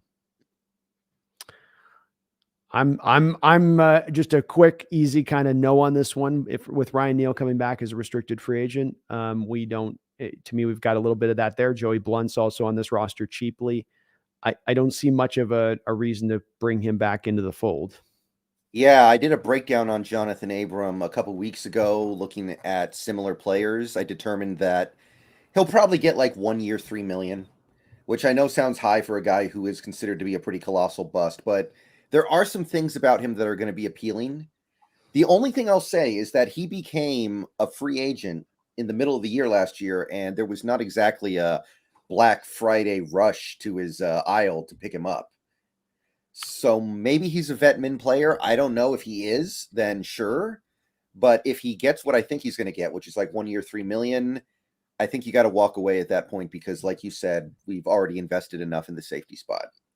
Yeah, for me, if he wants to come be a practice squad guy, that if injury strikes, we can bring him in. I'm good there. But Joy Blunt, Ryan Neal, Jamal Adams. You've got 3 strong safeties on the roster. I mean, hell, you might still go and draft a guy like a Branch, a Smith, the Jamary Robinson, who can all do slot stuff, and then eventually can all play strong safety in addition to it. So I just think for that one, that's an easy, like, look, you did good for us, but you do have coverage liabilities. And they showed up. Teams attacked it when he's out there on the field in coverage. Like, they went at him to the point where, like, I think Diggs had an interception at one point just because he was hauling ass so hard to get over there and help out Abram on one position where Abram was beat on the play. And thank God, I think Diggs came in and made the pick to switch it over. But he definitely had some issues out there on that out when he was left out an island. And it sucks because, like you said, there is some stuff to his game where he can hit, he can tackle. And as we saw this year, Brendan, tackling is becoming an increasingly vital skill to have because they don't work on it. They don't get better at it. You kind of naturally need to have it now because no one's teaching it, not anymore with them not in pads. All right, let's look at our next guy here, which would be here's a fun one for you. Here we go. I know Brendan's answer on this one. Do we bring back first round pick with the heavy hands, LJ Collier? Oh boy. If we let him go, does anybody pick him up? Does he just fall through to like the practice squad, and then he ends up playing on our practice squad for like $200,000 a year? No, he goes to a team, but then he gets to training camp, and the team realizes he has nothing to offer, and then they release him, and that's the end of his pro career. You think he's just done? I don't think he provides anything. He's had so many attempts here in Seattle for them to show him off. I mean, they tried to even do it around the trade deadline last year where they started giving him a lot of snaps. Remember that right before the trade deadline? And they were trying to like show him off a little bit to get somebody like, hey, how about this former first round pick? Anybody interested? Huh? How about for a 5th? Nobody was going to bite on that. And, you know, it's the problems with LG are the same problems that I talked about on the night he was drafted, Brendan, which is that he's slow off the line of scrimmage. This is the problem with Gervon Dexter, by the way, Brendan. When you watch Gervon Dexter, the one thing to watch for, because everybody in your chat I know is already probably in on with you and talking about Gervon Dexter, watch every snap with him, how slow he is off the snap, okay? Just that one little thing with that guy. But LJ was the same way coming out of TCU. There was the slowness off the snap, which wasn't getting any better. Just he didn't have that quick twitch. And then no bend. You know, no dip, no bend, no lean, no ability to, everything's off power. And it was an easy assessment to make on why he was going to fail out at that point. Because as a pass rusher, if I'm not quick and I don't have the bend or the lean, then I only do it with power. Power gets neutralized at the NFL level unless you're really, really powerful. I mean, or then you've got to be great with your hands in addition to that, right, Brendan? So you got to be powerful and then great with all the moves, which he had none of coming out of TCU. So it's not progressed. He's not gotten better. It's not going to get better, unfortunately. I'm out all the way on him where I stand with LJ. I'm just like, moving on. Do you think he becomes a coach? Is he going to follow the Aaron Curry path? I mean, well, Aaron's an unlikely coach for me, Brendan, because you're talking about a guy from a player standpoint. If I think of a guy who's going to become a coach, I think of a guy that's an overachiever who understands all the details of the game, who's a thinker, always a step ahead. I don't think about the guys that have some naturally great physical gifts like Curry did, who was missing those things I just said from an aforementioned standpoint when he was a player. And with LG, I would say the same thing. Like, you don't use your hands, you're not technically refined. There's nothing about you that's like stands out as far as what are you going to teach somebody, and I think it's just, he got overdrafted. It's not his fault. He just got overdrafted from where he was. But Seattle, it is the fault of Seattle a little bit, Brendan, where they took 4 years to figure this out with him. They were still giving him snaps last year, where it's like, we're going to take 4 years of this to figure out this guy can't go. You got to be willing, I think, to move off a little bit faster on guys. And the fact that he's come down to being a natural free agent, especially when they passed on his 5th-year option. Yeah. What a shock that was. Yeah. By the way, we didn't bring this up, but do we do Jordan Brooks $12 million? Maybe we talked about that last week a little bit.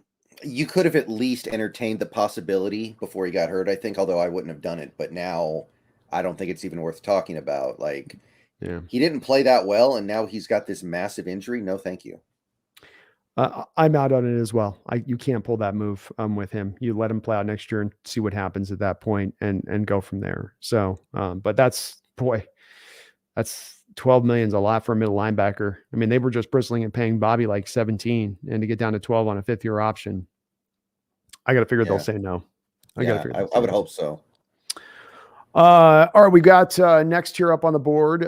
This guy's actually maybe an interesting guy, a former 4th-round pick out of Wake Forest. A guy took a long time, got in Carroll's kind of doghouse, Brendan, where whenever he was getting on the field for a long period of time there, he played very good. And then finally now this year, they gave him some real consistent playing time. And by consistent, I mean flopping in and out with Gabe Jackson at right guard. But he is 27.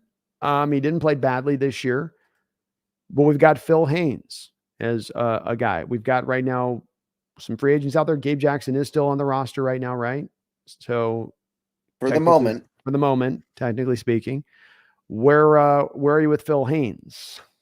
Well, given the fact that he didn't play that much last year because he got the kind of whatever Gabe Jackson left, and he was relatively inconsistent when he did play. It's not like he wowed me. Honestly, I was a little disappointed in him.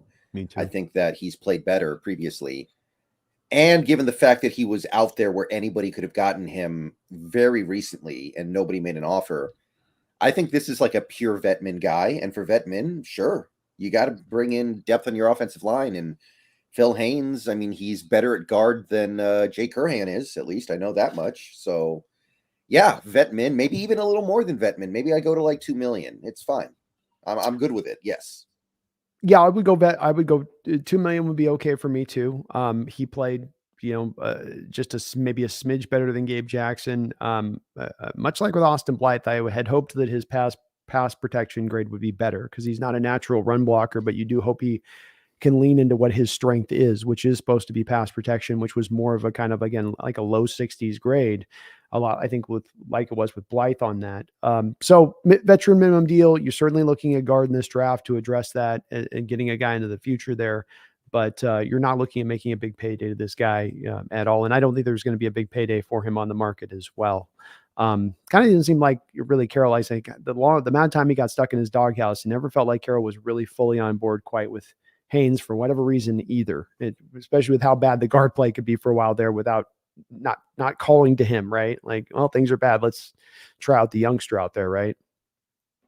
Well, I think the one thing to remember is that he was playing right guard this most recent year, and I've always kind of thought Phil Haynes would be better at left. Agreed. So we might be playing him out of position. He might be. Great point. You might sign him, and then you're like, okay, we've got ourselves a high quality backup left guard to Damian Lewis. So on one of those levels, he has to be worth it, I think. So sure. Big great value then, because you are getting vet minimum, a guy that can play 2 positions and legit play 2 positions, not just, well, he's really, like you said, I think he's best left guard, but he's at least shown that he can be functional at right guard if you have to put him there in a pinch. So that's a great point. And I think that could be something to push over, maybe bringing it back a little bit, especially with his familiarity with the scheme. Here's an interesting one here, which is we've got a guy that's been a special teams ace, one of the better special teams players, I think, in the NFL over probably the last 5 years. But he is getting a little bit older. He's played everywhere across for us, special teams wise, and middle linebacker and even fullback.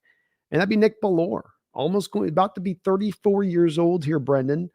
$2.25 million, I think, because he's going to be up at the top of the vet minimum stack on that at that point, I think, or somewhere in that. I think you said 1.5, but they'd give him probably 2 if they brought him back in, if not a little bit more. What do you think about that? Is he still had a good year this year, didn't he? I mean, our special teams was excellent this year, so you got to give him some of the credit for that. It's really hard to figure out this guy's value because it's hard to compare him to other players, right? Because Mm-hmm. he's a special teamer, he's considered really good, but he's also old. And when players get to a certain age, they don't get the big money because everyone knows like the cliff could be coming any second now. We're not going to be stuck holding a bag on a special teamer. But he also plays a little fullback and a little linebacker. So I guesstimated after, trying to consider all these different angles here, maybe it would be something like 1 year, 3 million or 2 years, 5 million. And I'd be okay with that. I'd be okay with it too. I think on all these guys, we're not going to have any real super big dog in the fight because we're not talking about big market deals here. You do start to worry about 34 years old, I think, on NFL players, especially guys like that are going to be in kind of high contact spots, even if on special teams where it's a fewer snaps per game. But being that that is kind of his carved out role and that it isn't a role that requires 50, 60 snaps a game, I think you're a little more willing to bring him back in on that. And like you said, I think they probably try to do like a 2-year deal if they bring him back in to soften a little bit of the impact of the cap this year on that, just a bit, just tiny bit that it would. But Nick's been a good player for us. And again, like you said, as the advanced statistics do foretell about this last season, we had one of the best special teams units in all of football, and that's because everybody kind of did their part. Your kicker made his kicks. Your punter was one of the best in the league. Your kick returning unit was awesome, and then your ability to stop people on punt returns and kick returners was also top notch. So Bowler's a Yeah. big part of that. Always one of the league leaders up there in tackles on special teams. Although I should say we were last, and I do mean dead last in the league in punt return yards. That's the Achilles heel of this team right now is that they've failed for a while now to find a good punt returner, which, it's like Eskridge, hey, you're looking for a role in the team this offseason. Like if I could get in Eskridge's ear right now, okay, it's like, okay, D, February 16th, you're not running great routes, you're not catching the ball great, your injury stuff's coming up. The one place you could find yourself acclimated on this team and secure yourself a roster spot going forward, even with your now increasing cap cost being a second rounder, is if you can become a dynamite punt returner. Just get the jugs machine every day in your backyard, have that thing popping 50 to you a day, get good at it. You want your pathway. There it is. Because this team needs it right now. It could be a thing that really help this team out where you'd have a dominating special teams unit if you get your punt return unit in the fold with the rest of the stuff at that point. Megan Gok Roger, how you doing, Megan? Thank you for the $5 donation. I really do appreciate it. She says, is it better to stack the defensive line first in the draft or look to fill the holes first or vice versa? Let's say you on this one, Brendon. Is it better to stack the D-line first in the draft? I mean, questions like this to me, I always kind of think like it depends, right? It depends on who is in the draft, who is in free agency. I would say that in general, in a vacuum, I'd probably rather stack the D-line first to make sure I stack the D-line right, to make sure I end up with the Myles Garrett instead of the LJ Collier or the Von Miller instead of the Courtney Brown or whoever that guy was who the Browns took number 1 overall that one time. I think it was Courtney Brown way back in the day. Sounds right. It's been a while, but it sounds right. Right. But the point is I'd make sure that the D-line that you stack up is actually stacked and it's not stacked full of first round busts. So I would probably do that first, but it does depend. Yeah, I think, Megan, it does. Some of it depends as well, Megan, on how you're trying to build your team. Like with us building ours right now, it's a bit of a desperation because your D-line needs just help no matter what. So it's sort of like however you can get the help, wherever you can get the help, you're going to pull from all hands rather than being more pinpoint in your approach. I think Brendan's point about this, where when you set the frame up in free agency by addressing a little more strongly your defensive line, if you can, then that's going to help you to the draft, to sticking in the pocket of best player available, which is going to usually equate out to the best possible draft. So that does help to have that. It is a little bit better though. Here's the other part of this is I think it does help in general to have more younger defenses rather than having the old high paid defenses on the other side of that, which you could get into if you're trying to buy through free agency the guys. But this is also why Megan, me, and Brendan have been really enamored with a guy like, for instance, Deron Payne, because he's 25. So you're not bringing in a guy that is that older. Yeah, you're paying the money, but he's a young guy still in his age at that point. Wasn't LJ Collier 25 in his rookie year? Yeah, he was. Yes, I think so. That's right. I think that kind of says everything you need to know about how 25 is still really young. It is. It absolutely is. And some of these guys, it's why it's you've got to look at prospects differently, as I say, Brendan, from those guys that are coming in at 24 versus the guys coming in at just being 21 years old. That there's, when you got that 4 years of difference, you got to look at how far out the difference is also going to be as far as where the time they're going to take to develop, and the fact that there's still room of development there. 24-year-old guys, the ceiling's this far away. 21-year-old guys, the ceiling's this far away. Most of the time. So most of the, Megan, I think you try to be aggressive at the front of this, but you do as much as you can. And at the end of the day, it's really a balance of both to get this accomplished. It will take both ends of this to make this happen in both areas. But thank you, Megan, for the $5 dono. I appreciate you. Kevin Mullen with a $2 donation. Any thoughts on safety Sidney Brown from Illinois? Have you had a chance to take a look at Sidney Brown? No, I haven't done a ton of draft stuff yet because I'm still focused on free agency, but I'll be looking at all these guys when the time comes. Sidney Brown out of Illinois is going to be a player you're going to really like, and I would highly recommend you take a look at him, Brendan. I always have my list of guys that I would put out there that are, Brendan, my, probably 10, 15 guys in a draft that are all through the draft, first to seventh round guys that you can kind of find, but just guys you like, guys you're like, I just have an affinity for this guy. Brown is going to be one of those guys for me on my list of that. He has times where there's shades of sort of Palumalu, like, does this make sense? He has Palumalu like aggressiveness to him. That makes sense? Like where the guys are just going without a reckless abandon, where there's just that extra, like there's no business decisions going on here. This guy is just playing kind of mean and aggressively, and everything he's doing is a forward step in that realm of things. Like Hufanga? Hufanga a little bit, but this guy's got, I think, and that's a good one too, because Hufanga's definitely, I think, worked with actually, he's actually, I think, worked with Paul Mullen. I can see some of that too. But this guy's even got a little bit more of a difference than Hufanga's got the limitations speed-wise, quickness-wise, change of direction. This guy's got that. And he's another one of those guys like Brian Branch or Jamie Robertson who can play in the slot and also can play out in safety. So if you're looking at finding in this draft, guys, you're going to have to pick high to get these guys. But if you want to come into this draft and find an insurance policy for Jamal Adams, that's a highly talented guy. I know that's Ryan Neal's coming back into the fray, but if you're just looking to go a little bit more on top of that, because they may be looking a year out going, okay, Jamal's gone, Ryan Neal's gone a year from now, and we got nobody there. This kid can play some of that slot and be an improvement over Kobe Bryant in the interim. And so he does it all. He's got the instincts. He plays with that ferocity of spirit. I was watching this kid last night on the other side of it, Brendan, that was just, another kid out of Arkansas safety. And you can just see the differences of a guy's, going through the motions versus guys going out there and just letting it rip, really letting it rip. So Sidney Jones, very impressive. Second round grade for me right now on him, but he will be one of my guys in this draft, and Brendan's going to absolutely love him when he sees him. Okay. It's that just stands out to him, just stands out with that. Thank you though, Kevin. Appreciate the donation, man. The double donos today from Kevin. So very kind of you. All right. Let's progress on here further with the list. We've got, I think we're both a quick, easy no on Artie Burns. I don't think that there's a lot of point. There's no point real there. point. No point He's there. Probably going to do good stuff on wherever he goes next if he gets the opportunity. So he very well could. It seems like he had a chance this year to slip in if he really wanted to slip in. And well, maybe I got to give him a little credit for that, Brendan. Look, he might have gotten stuck behind Trey Brown and, Mike Jackson and just been like, I'm not quite as good as them, but I'm actually still a pretty good player. So that could have been a bit of part of this, but he's not likely to come back at this point. Just don't see it, not with our cornerback room. Right. Let's talk about Drew Lock.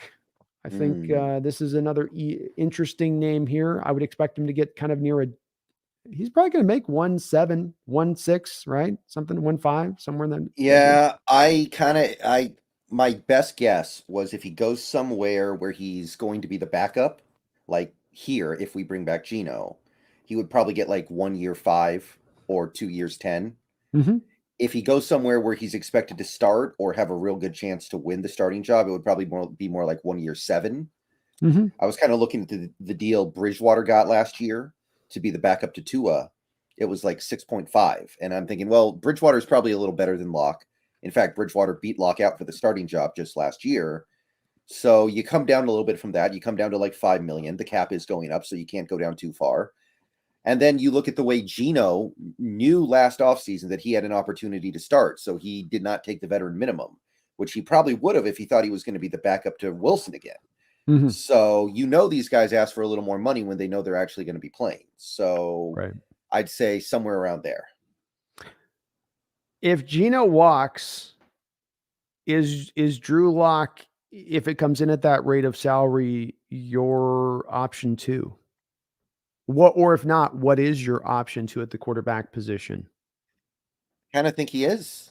If Geno walks and you don't want even if you draft somebody at number 5, Mm-hmm. you're probably going to want at the very least somebody who's there who can start for a while, like Andy Dalton for Justin Fields, or man, what's another good recent example? I think it's just a great rule of thumb. I think Yeah. it's just, I think you're on the right track of, it's just a proper way to bring a young kid in like that and give him the year, as opposed to throwing him right into the deep end of the pool. And that we've had so many examples of guys thrown in, that some guys have had success, certainly, but Mahomes got the opportunity to sit and benefit. Aaron Rodgers sat for 3 years before he played. There is no guarantees he can play, but I think to know that you're not going to have to force Brendon, your top 5 pick quarterback, to get out there and go now, I think that would be an added benefit to them. And it's a long-term approach thing you're looking at with that kind of kid when you draft him. I think it's a 1-year deal you're giving Drew at that point. So you're okay, because you're out from under the contract in a year, and then you can do something else at that point. But I would be in favor, if Geno walks, of going this direction with it, even and absent, like you said, what you do in the draft. It's just simply, we need to do 2 things. We need to do 2 things with the quarterback. You'll need to get a young guy, and you'll need a veteran presence.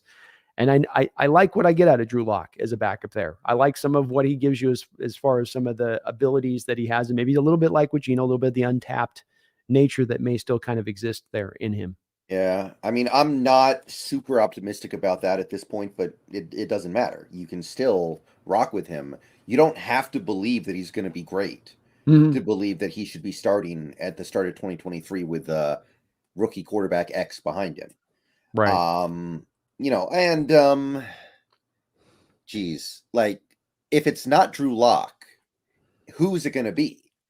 You could go get another high-level backup like a Teddy Bridgewater, but I don't see how that's any better. Right. Well, that's what I look at. There's other guys out there, but I don't see anybody from what I've looked at name-wise that's would interest me in the level that I think I'd be interested with Locke. Where I'm not saying that I think Locke could be Geno or will be Geno if you put him in. So it's no doubt you put him in and he'll be exactly what you got from Geno. But I do think that there's the potential of it there with him.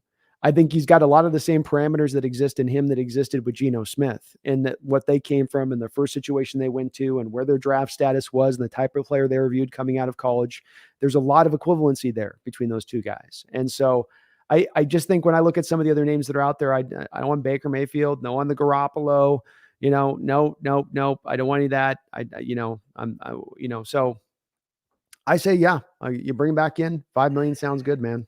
Yeah. Sounds proper. Sounds right. Sounds true. Mm. Okay, there's another interesting cat here, Brendon. You and I are talking about the wide receiver situation a little bit as being a need going forward. Don't know what we got in Eskridge.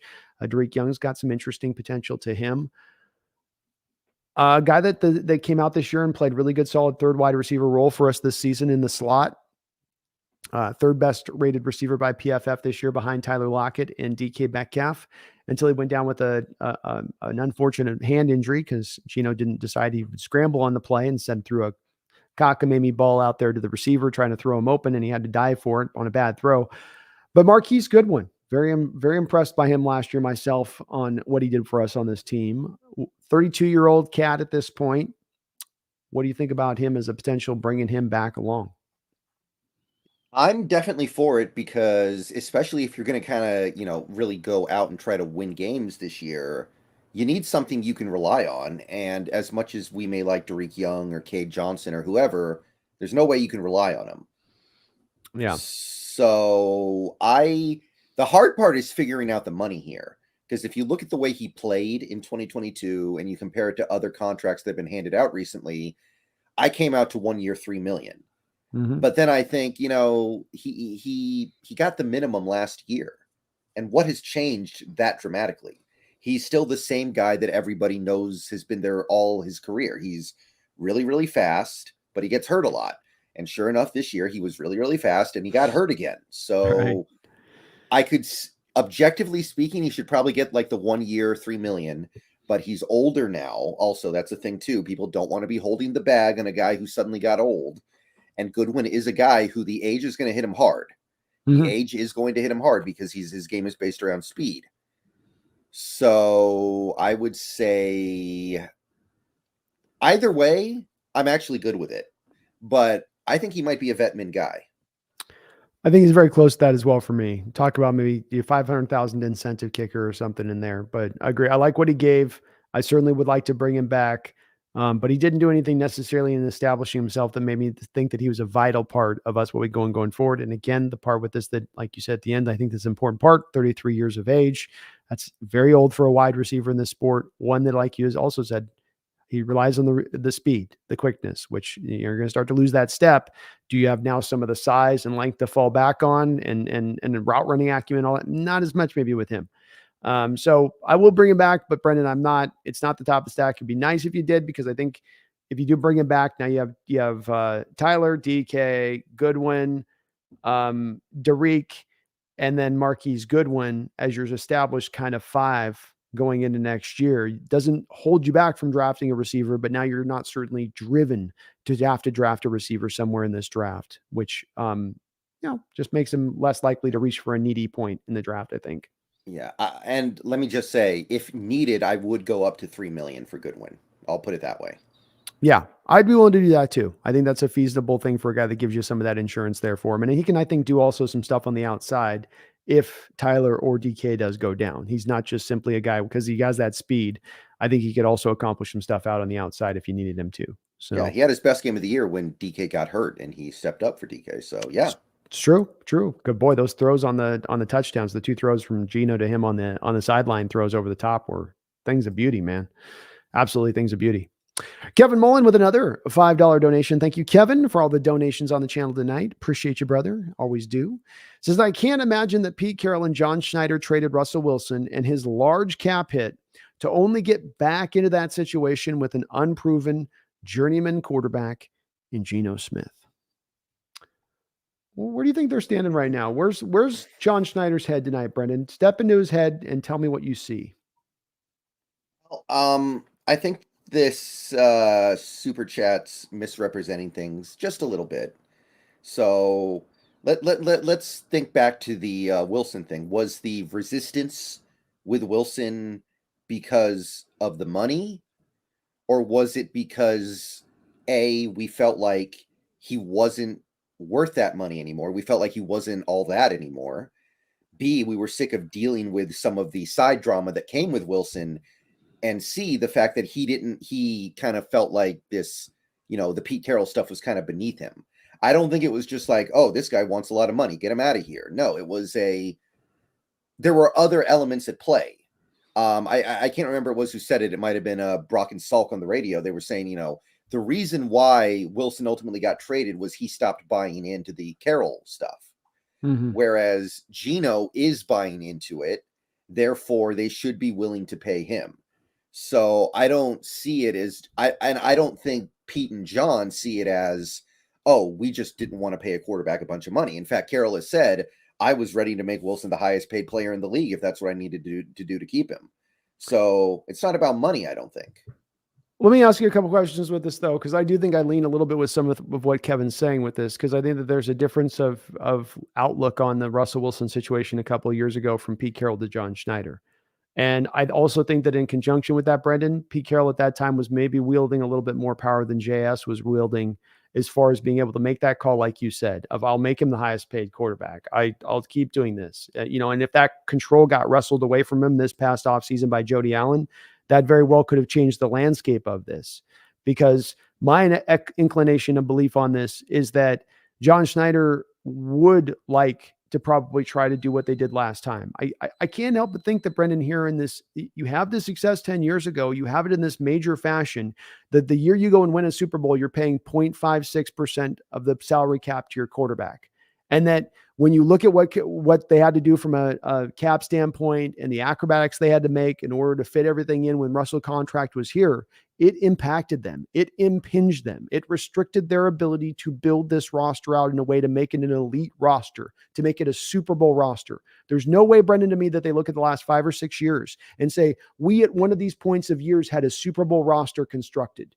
You might be able to say we had a good roster constructed, a division winning roster constructed, but not a Super Bowl winning roster. And if it wasn't constructed, then what are the reasonings that they're saying in the front office? What are the reasons they're explaining as to why that didn't happen over that time while you had a Hall of Fame quarterback going through his prime? What are the explanations at that point? You just missed on the draft so badly, you misspent your money so poorly, or perhaps putting so much of the percentage of the salary cap to your quarterback absolutely stopped you from being able to build that type of roster. I feel like, and again, on my standpoint on this, Brendon, you might be very well right. I think there's a difference between Carroll and Schneider on their thinking of this.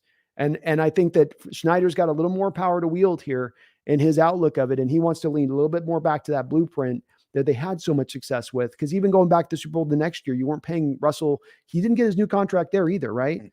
He wasn't Right. he wasn't rewarded yet. So it was only a couple percentage points, like a little bit higher than that by that third year point. So I have to think that that's pushing the situation a little bit from John Schneider, especially if he's got some control in this room.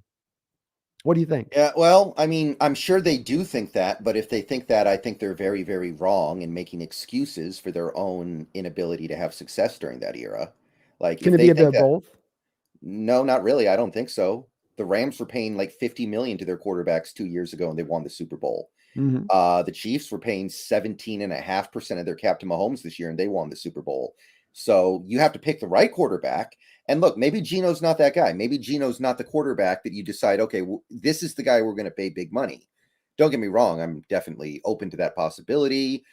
But I don't buy that paying Wilson was why we couldn't build the team. I mean, at the end of the day, you still gave $7 million to Greg Olson for him to do nothing. You gave $7 million to Luke Jokel, who was a colossal bust everywhere he had been before. But you're like, oh, we're going to bring him in here and fix him up. No, I think he was benched by midseason because he was terrible. Like, one of our best free agent signings during that era was Atba Rubin, guys like that. So you got to spend the money that you have a little bit better. So maybe that is the excuse that JS and Pete are using. And if so, then okay, there's obviously going to be some resistance to paying any quarterback, but I don't think it's a good excuse. I don't buy it at all. Yeah, I think you're right in that it's not a wholly one to another for me, that it's or with me, and maybe they're just thinking it's wholly that, but I think that they divvy it up apart. I think there's got to be some part of this that's occurred where they've looked inside and said, where's it going wrong for us drafting wise? At least we don't know on money. We'll see on that in another month from now, Brendon. That answer will be answered, right? That question will be answered. But we do see from last year and how they drafted and what they did, and there being a sort of a change in the way that maybe there was some internal inspection going on as to why we're failing with that. But I think as well that they do look at a little bit of that money. And I think that, there's also a bit of this, Brendon, where they may have thought that they were getting a little bit more of a tilting of the player of the field with the Russell Wilson with that contract over that time in retrospect as well, right? A guy that at times played magnificently, but at times played a lot with some inconsistency in there as well for his top water marks, where you weren't getting a guy who needed at times things to be kind of right at points. I, again, might push them away a little bit more and then you bring up a good key point is where their view is of Geno, how much success they look at and say this happened this year because Geno, or this happened, Geno was a big part of this, but also a big part of this is the conditions that we've created, which we can create again for another quarterback. Yeah, sure. And of course it's easier when you're not paying the quarterback a ton of money. Of course it is.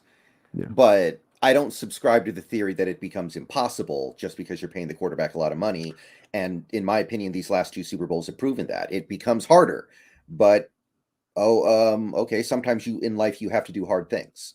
Sometimes in life the task in front of you is harder than you might have expected, but you're supposed to do it anyway. So I don't buy that excuse at all. And if that's how you feel, you shouldn't have paid him in the first place. Don't pay the quarterback and then act like, oh, we can't build a good team because we paid the quarterback. If that's how you feel, don't pay the quarterback. Just trade him.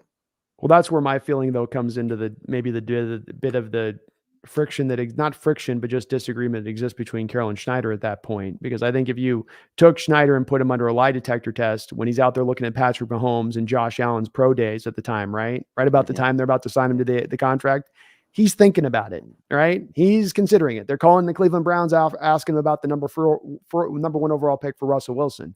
There is a thought process in play about trading this guy at that time. It wasn't simply he's our guy and he's here forever at that point. There's at least some like, let's play some footsies out there. And so I do think that he was thinking of, but I think Carroll was in a different mindset and Carroll wielded a bigger stick at that point. Does Carroll wield that same stick now, that same size of stick? I'm not so sure he does. And we'll see. Yeah. We'll see with this Geno deal, man. And it's a great conversation, man, because you're right. There isn't just one pathway to getting the Super Bowl. You don't just like check these boxes and that's the only way you get there. There's a couple ways you can get there. And one of the ways you talk about, yes, you can get there paying a quarterback big money. It's harder, like you said. There's a lot of failures for the one successes you'll get. There's a whole huge list of failures, but it's a pathway you can go at. And there is an easier direction, which has been my maintenance with why I like to go back that blueprint, Brendon, is not only is it a blueprint you've had success with, it's also the one which is the easiest pathway to getting a Super Bowl and winning it. If you look at the last 15 years, absent a guy like Tom Brady, for instance, that's, the outlier, just more often than not, if I go win a Super Bowl, what are the conditions at quarterback, how much I'm paying the quarterback, how old that quarterback is, tends to be this other way that you do get that success. Yeah, I mean, to me, the argument just lost a lot of steam when the Rams were paying their quarterbacks a combined $50 million. The quarterback they had led the league in interceptions, and they still won the Super Bowl. When I saw that, I was like, okay, I think we need to like broaden the way we look at this just a little bit here. Yeah, but wasn't some of that also built in with their willingness, unique willingness to go for it more than any Yeah. team was willing to go for it? So I mean, they were effectively artificially creating more cap space for them in that year than most any team has done in NFL history in the modern salary cap age. That's got to be a part of that impacts that where, okay, you're paying 50, but you created an extra 25 to 30 million in the way you pulled your contractual numbers out. Is the average team going to do that? Does the average team want to do that? Is it smart for the average team to do that? I kind of go, well, depends. If you're in the Rams situation like they were, then it's smart to do it, but that's not something that's easy to repeat or replicate. And I don't think it changes the rule of thumb that more often than not, more often than not, quarterbacks who win Super Bowls are not making 15% of the salary cap, or you have your quarterback position taking up 15% of the salary cap. It's happened a couple outlier points here, but that doesn't mean that that's definitely the rule of thumb. And in a very strong fashion, if you look over the last 25 years of football for those teams that have won. Yeah, I agree that it's still the case most of the time. But also, one more thing, going back to the original topic, we know a big part of the problem was that JS hated dealing with Wilson's agent. I think if Wilson had a more normal agent, maybe some of the stuff that happened doesn't happen. Yeah, I'm doing a video right now with John Schneider and Rogers having a conversation back and forth about Wilson, and I have Rogers as Gollum, so I'll be he'll be Gollum talking to him. But I agree. Yeah, Yeah, I think those yeah. guys have a So I contention. don't think you're going to see the same resistance to paying Geno that you might have seen for a Wilson. No, no, Mhm. I agree. It's definitely possible, and we'll see a little bit by how these numbers play out and how this situation plays out with how their view of is it if that's changed them, and if they look at this as a different situation, or that they're just one like Brendan said at the top of this. Maybe just they are willing to pay a quarterback that they're not precluded from doing so. We'll understand this a lot more clearly from that moving forward. Kevin, though, thank you for generating some interesting discussion on that, man. It gets quarterback value, how much to pay, what's the proper approach, man. This gets to some of the fundamentals of team building and creation, right, Brendan, where it's just, you got to start with that point at times in your philosophy a little bit on what you're willing to do, what you aren't willing to do with that, because it's going to drive the rest of the team and the rest of your philosophy and the rest of your strategy. Absolutely. All right, let's keep peeling through here. Let's go with a couple guys that I think we can just kind of go with a quick probably no with, Brendan. But you tell me if you're anything out other than this. Kyle Fuller. I mean, I think there's a universe where you bring in a new starting center, and then Kyle Fuller you bring back for the veteran minimum as a backup that I don't hate. But other than that, even that, I would kind of feel like, can we do a little bit better at backup? So probably not, but I'm not completely dead set against it. All right. I'm kind of out on him. I think he's not really showing you much out there, and you can do better just about with, I mean, any warm breathing body out there could be doing better than Kyle Fuller to me at this point. Maybe maybe I'm being hard on the kid. Justin Coleman, we brought him back this past year to be a slot extraordinaire for us. He was not able this season to beat out Kobe Bryant throughout the course of the year. Kobe had an okay year, pretty decent year for a rookie season out of the slot, playing out of position. But Justin definitely looked like a guy that's been pretty close to what he's been the past 2 seasons since he left Seattle, which is not a great player. Where are you at on him? Did you another chance on him or? Seems like he's headed towards the old assistant defensive back coach role, maybe. Yes. But don't want him back as a player. Not as a player. Josh Johnson, guy who could be pretty decent for you in coverage, had the season-ending injury. He is Josh Jones. Josh Jones. Sorry, Okay. Josh Jones. Sorry, added a couple H's and S's and O's there. He's a very good Josh Jones, a very good guy in coverage for the most part. Can't tackle for his life. Not good in the run game at all, which is a problem for a strong safety. Where are we at with Joshy? I'm going to say no, because he can't tackle. That makes me feel like he's not going to be good on special teams. And if you're going to be a reserve safety, you need to be good on special teams. So I'm going to say no. Agreed there. Here's one that I think could be a tough one to look at. And Cody Barton is a free agent right now, right? Yes. Okay. Yes. So we got Cody Barton, 26 years old. Started out the year last year, Brendon, in a really rough fashion. And he was, bad across the board. And he steadily improved as the year went on. He stacked up some very consistent performances for the most part through the back of the year. Most part, there's still some flashes of the bad in there. But you have Jordan Brooks down with a torn ACL. You've got another guy we'll be talking about in a second on this free agent list, Tanner Muse, also a free agent. Your middle line, and John Radigan. No, he's a restricted free agent. They'll bring him back. But you have not a lot of bodies here, not a lot of legitimate bodies here. What do we do with Cody Barton here? First off, tell me, what is his market? What is this guy worth? Yeah, I did a video on that. I actually kind of came to the conclusion that if teams are willing to look at him objectively, it should probably be like about $5 million a year, because he does have strengths as a player. Minimum, you are talking about him as a really good special teamer, because that's what he was before this season. So I looked at it and I was like, 2 years, 10 million, 2 years, 11 million sounds reasonable to me. I don't think I'm matching that, but you're right. We're in an awkward situation. I'd like to know when Brooks is supposed to be ready to play again, by the way, because we're not getting great information there yet. Is he going to be ready for camp? Is he going to be ready for preseason? Is he going to be ready for week 1? Is he not going to be ready till October? I kind of feel like I need to know that, because I'd be willing to go up to like 3 million a year for Barton, but I can't go up to 5. Agreed. I think 3 would be about my 2-year, $3 million deal would be about as far as I would go. To think that you're going to $5 million for Cody Barton just makes me almost throw up in my mouth a little bit, that you'd be paying him that amount of money. And he's got some people that are pro him out there in the Seahawks fandom of things. And again, I know he did kind of turn around a little bit, but there's some problems in his game. There's also the argument to be made out there from some, I've certainly heard this from some pro linebackery people out there in Seahawks fandom land, who will say, well, these guys this year, you buying into like the linebackers this year really can't be held accountable for the run game failures because the defensive line just didn't do their job. And that impacted their play so heavily. Yeah, you still see those plays where it just looks like he has his eyes closed when he's trying to pick where to go to against the run. Yeah, I agree. Or he just gets swallowed whole and he's not, the guys will sometimes do this little move to kind of get around the lineman. Lineman's kind of doing the Frankenstein thing down the field at the second level, and the linebackers will do a little stutter step to get around him, or they'll try to grab him and you'll see him try to throw. He just seems to get enveloped and swallowed whole. It's like he gets black holed all the time by the lineman. Frankenstein wasn't the name of the monster, by the way. That's right. Sorry, I had to do it. I know, but it's just I can't do it. I can't pull the trigger, man. We'll let him go at that point if somebody team's going to pay him that $5 million. That's where I was going a little bit of like, well, maybe we could do a little compensatory here if some of this plays a certain way, where if Gino were to go out there in free agency, if you weren't able to do a sign and trade with the franchise, that's still probably a 3rd round compensatory. You could get, if Cody made $5 million, that'd be probably a 5th round compensatory. A couple of these guys you could, if you wanted to play that situation, Brendon, on the other side of it, it would require us to trade to take on our salary at that point. But a Daron Payne, takes up a bit of that. You go make a couple of trades that could take up a bit of that if they wanted to kind of play that game. But it does take, you were talking about a little bit of like, well, if you could kind of play it up, it goes. I think to play the compensatory game, you have to almost kind of tactically do it from the jump in free agency and decide you're going to do that and then make those trades rather than make them as signings or wait till the June 1st period where it doesn't count in the compensatory aspect of things.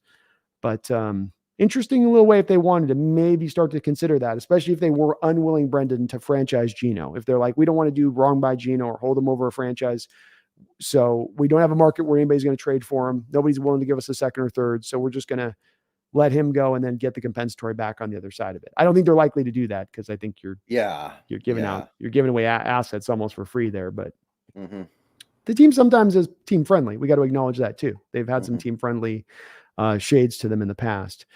All right, let's look at a couple last few guys here, Brendon. Let's look at the guy that was the running mate with Cody Barton last year. Another interesting guy here, I think, on this list for me. And if you see Barton walk, could be a guy you could bring back in who could be interesting here. And that's former safety convert in college, Tanner Muse.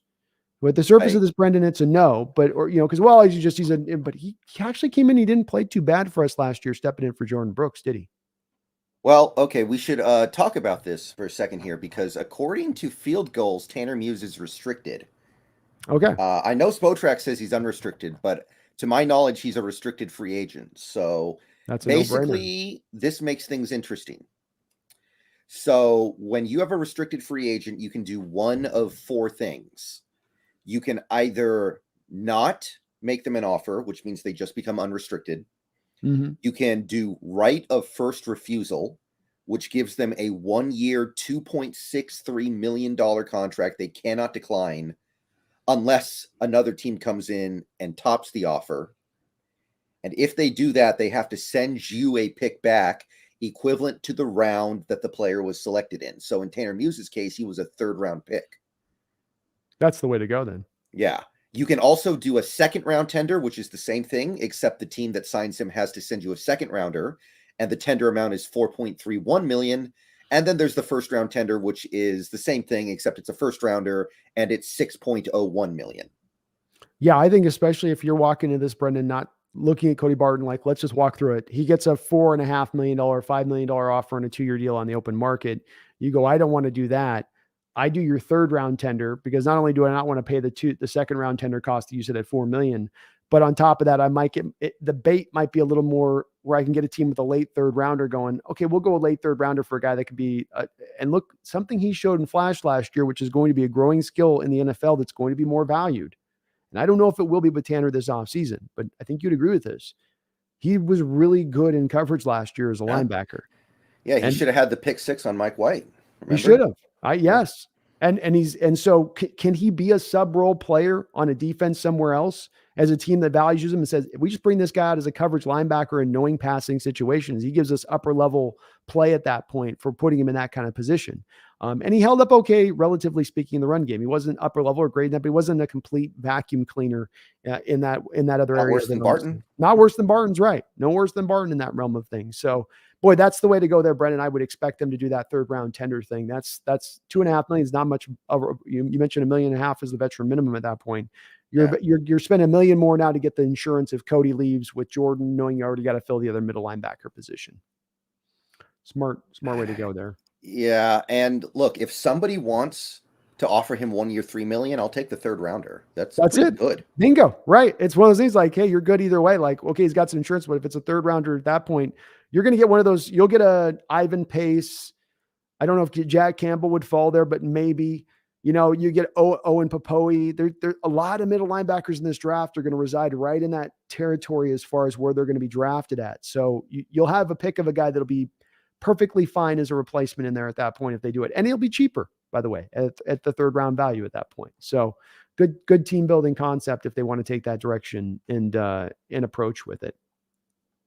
So looking at last couple of guys, I don't think we've got many other real named guys here. Let's look at one, which would be the running back, who to me was really underwhelming last year for me, Brendon. I was expecting a little bit more out of him in a contract year. Guy can't stay healthy. Another one of these guys when running backs that just can't, even when they only have like 5 attempts a year, they find a way to get broken 10 times. But that's going to be Travis Homer, former 7th-round pick of your Seattle Seahawks, been here a couple of years. At one point was starting to establish himself as maybe one of the best third down backs in the league here. Where are you at on Travis Homer? Yeah, if you go back to week 1, the first drive of the year, he gets destroyed on the third down where Geno throws the touchdown to Disley on the play. But if you watch Homer in pass protection on that play, he just gets annihilated by a blitzing linebacker, I think it was. I can't remember exactly who. And Geno somehow miraculously escapes it. That kind of set the tone for Travis Homer this year, unfortunately. It did. Yeah, he took it right in the chops, right? Right in the chest on that one. Yeah, he got absolutely ragdolled. Well, the good news is because he wasn't good last year, if you bring him back, it'll be vet min. I can't imagine he gets a penny more than vet min, but I still wouldn't do it. If I'm bringing back Rashad Penny, I can't bring back Travis Homer too. I need to try to go get somebody who has actually been healthy recently. Especially considering DJ Dallas has had the same affected, he's been infected, I guess is the word for these running backs that enter our running back room. He's had his own injury problems too on as well of it. You can't have that many guys that have those kind of lingering issues or question marks above them. If he was more established in doing this consistently, but let's also remember this, Brendon, he's not just been injured this year. He's like DJ Dallas. These guys have a very few snaps, but it's like every year there's a couple of injuries hitting these guys that keeps them out of football games every single year. And it also seems to come right at the same time as our main backs are dinged up or down as well. When we really need to bring them, when we really need to call them at that point, they're not there. You're looking at their desk and their desk is empty. You're like, where is it? Well, he went out for the office. He's gone. Well, we need him right now. He's on call. What's going on? So I love what I saw him in the preseason, Brendon, but you've got to get healthier at the running back position. And a big part of that is not just bringing in new bodies, younger bodies. That's bringing in guys with a better health background, not so much of an injury pedigree that's been following him along as it has been with Travis Homer. I think in every year that he's been here, there's been some kind of injury that's popped up, maybe absent his rookie year. Yeah, I think that's fair. And I've liked Homer. I've been very pro Homer over his stay, but it doesn't make sense anymore, I don't think. Yeah. If you're a running back that gets wore down after 5-6 years, injuries come up, you've had 1,000 touches in 4 years or what, if you've got some of that load, I'll be okay. I get it. It's the running back position. You guys get wore down. If you're a guy that's going to have 30 touches over the course of your season and you're going to have 5 injuries for those 30 touches, to me, I'm like, come on. Right. Come on. I understand it's a violent game, but like you've got to be more available than that. And he's a kind of a 5'9". He's kind of yoked up, but he's a smaller yoked up guy. So it's, just shorter, which is the reality of life in the NFL. Smaller dude just can't sometimes hold up at times. Chad Hart coming in with a $10 donation. Man, Chad, thank you for the big $10 dono. Appreciate it, brother. He says Vander Esch, which would be the Cowboys linebacker, would be a good fit as a linebacker. I'd like to see Alexander Madison here as a running back. What do you guys think of both of these free agents? Let's look at Van Der Esch. I like Madison. Madison, I mean, he's beaten up on us a couple of times, so if we sign him, we don't have to worry about that anymore. Yeah, I think you're the first guy that you mentioned, especially in that one, would stand out to me as being the one that'd be more attractive than Van Der Esch. Van Der Esch has been the last 3 years. He's been a PFF rating of he was 70 this year, 63 the year before, and 50 the year before that. So for the last 3 years, he's improved every single year. He is only a guy who's at, what is he at an age-wise here? Like 26, 27 years old or something, I believe. Yeah. It's kind of weird, though. He made the Pro Bowl his first year. I think he might have even made All-Pro his first year in the league. And then, neck. Yeah. He had a neck thing, remember? It's like that's like that's why he's got that big roll off the back. Yeah, the Bo Jackson roll. The Bo Jackson, the Bo Jackson roll. So he's got, I think that neck thing affected him, moving forward. And, 70 is a good grade. It would have beat out any of our linebackers. I like his size. He's like a bigger 6'3" guy. So you like him a little bit more with like taking on blocks. And Quinn has transitioned to more of the 3-4 stuff. So Van Der Esch does have some fluency with that, but is he going to pass the physicals with that neck? And it's always dodgy with those back injuries. And then what's his cost? If Barton's worth 5. I mean, well, the thing is, part of the reason why Barton's worth 5 is because he's also a valuable special teamer. I think that adds to his value a little bit. Van Der Esch, not so much. I think the problem with Van Der Esch is that he just seems to play a little bit soft. I think he played for Boise State in college, and it shows. the way he plays. You got to No, Boise State? You got Boise State going, Brendan? yeah, no offense to the Boise State people out there, but it's not exactly as they're not Alabama, they're not Georgia, they're not turning out these tough nosed, biting your kneecaps defensive players exactly.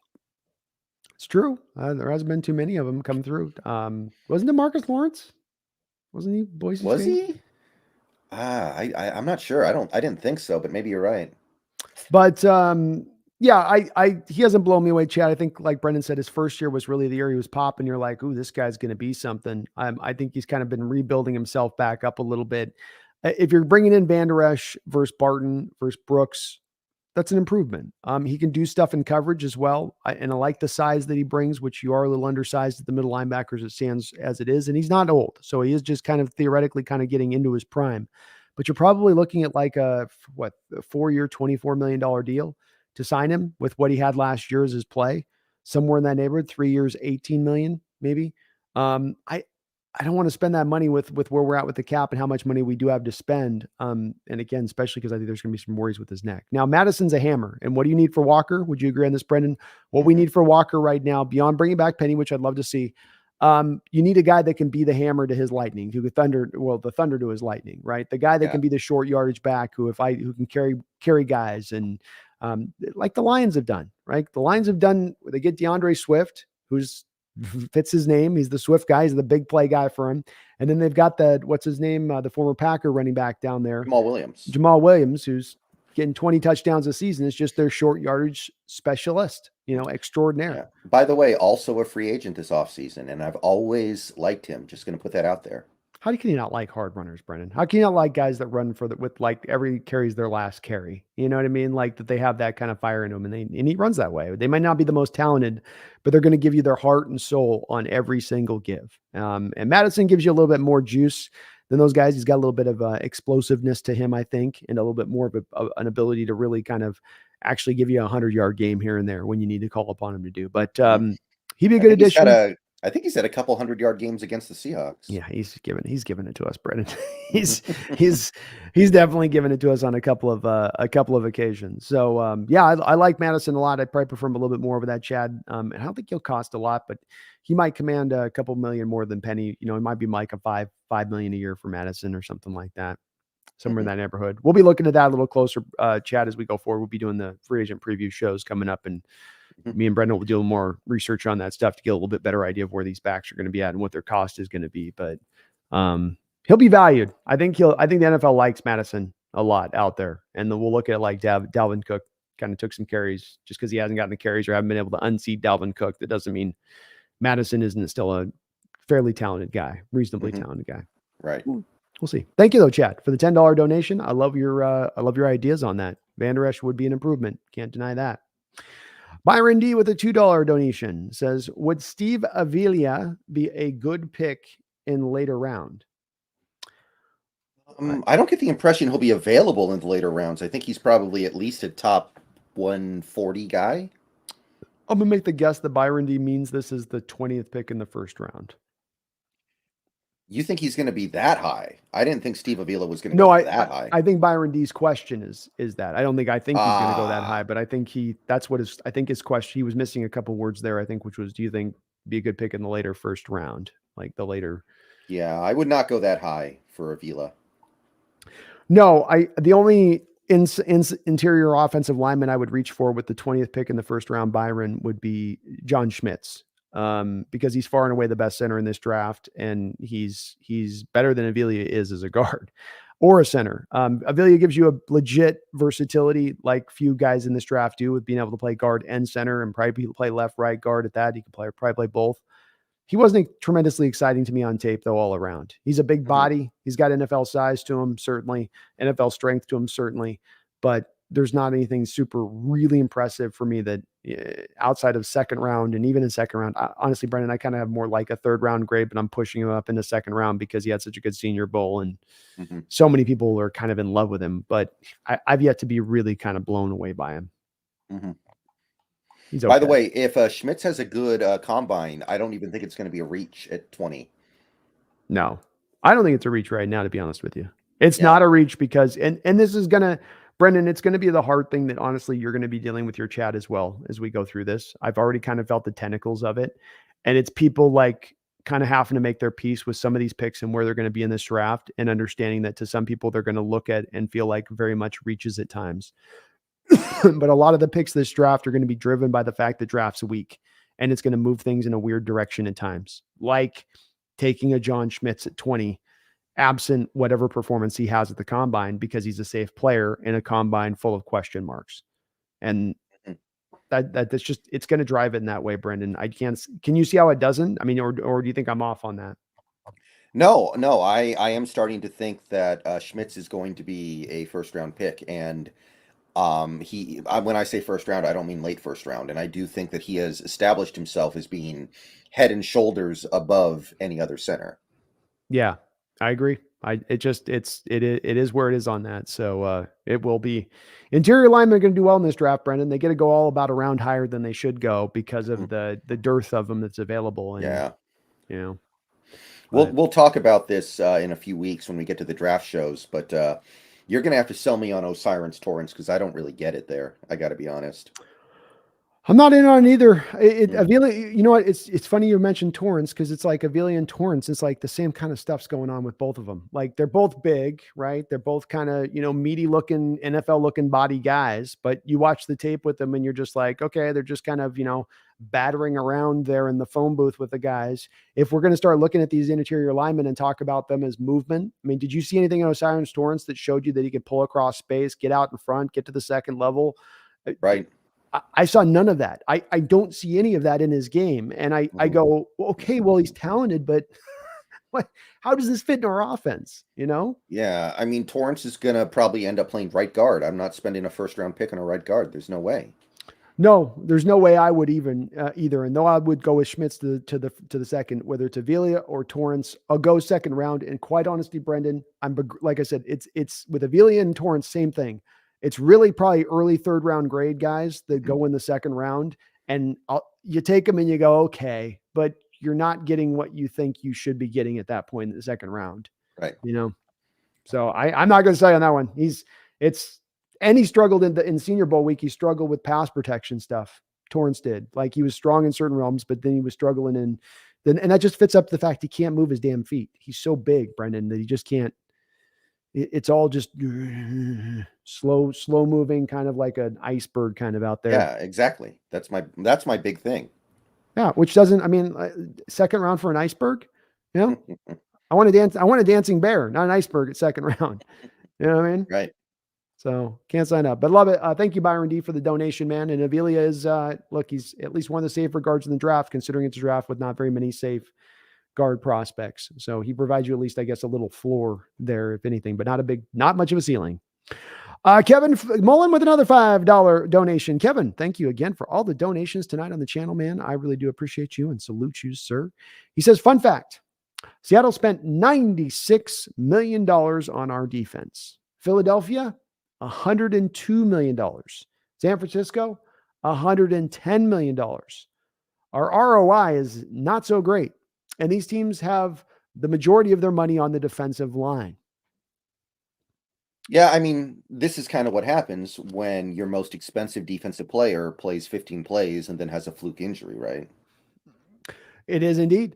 Yeah, that's certainly the highest paid guy on the defense. Certainly is going to be a big impactful point, because if you take out that, what did Jamal be, 15 million or something on the cap hit, that takes you down to $85 million, which you're still not getting a great ROI is a good way of putting it. The return on investment is still not great at that point, but it's a little bit more improved when you factor in you lost your main defender for the whole season, basically absent Yeah, one and while quarter. we're at it, Quandre Diggs played the whole year coming back off a major breaking his leg. And he was not the same for much of the year, I don't think. I think he started to kind of get back into things at the end of the year, but I think that injuries definitely had a part to play in that. Now, you look at some of the money we spent on the defensive line definitely didn't pan out, and that had nothing to do with injuries. Some Right. of the money we spent at okay, I'm not going to say edge rusher. I think our edge rushers, we probably got our money's worth, but you see what I'm saying.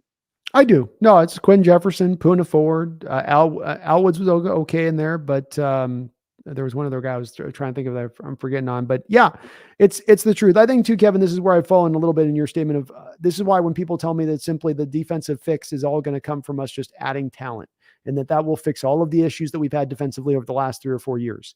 That's where I'm a little reticent to believe that. That's where I'm a little bit like, well, wait, you are dumping resources into this. You are spending money here at safety and you're spending money there. And you're putting a first round pick on Jordan Brooks and a third round pick on Cody Barton and the money into the defensive line and a second and a third round pick on Darrell Taylor. And then here comes Uchenna Nwosu with another $10 million a year contract coming in.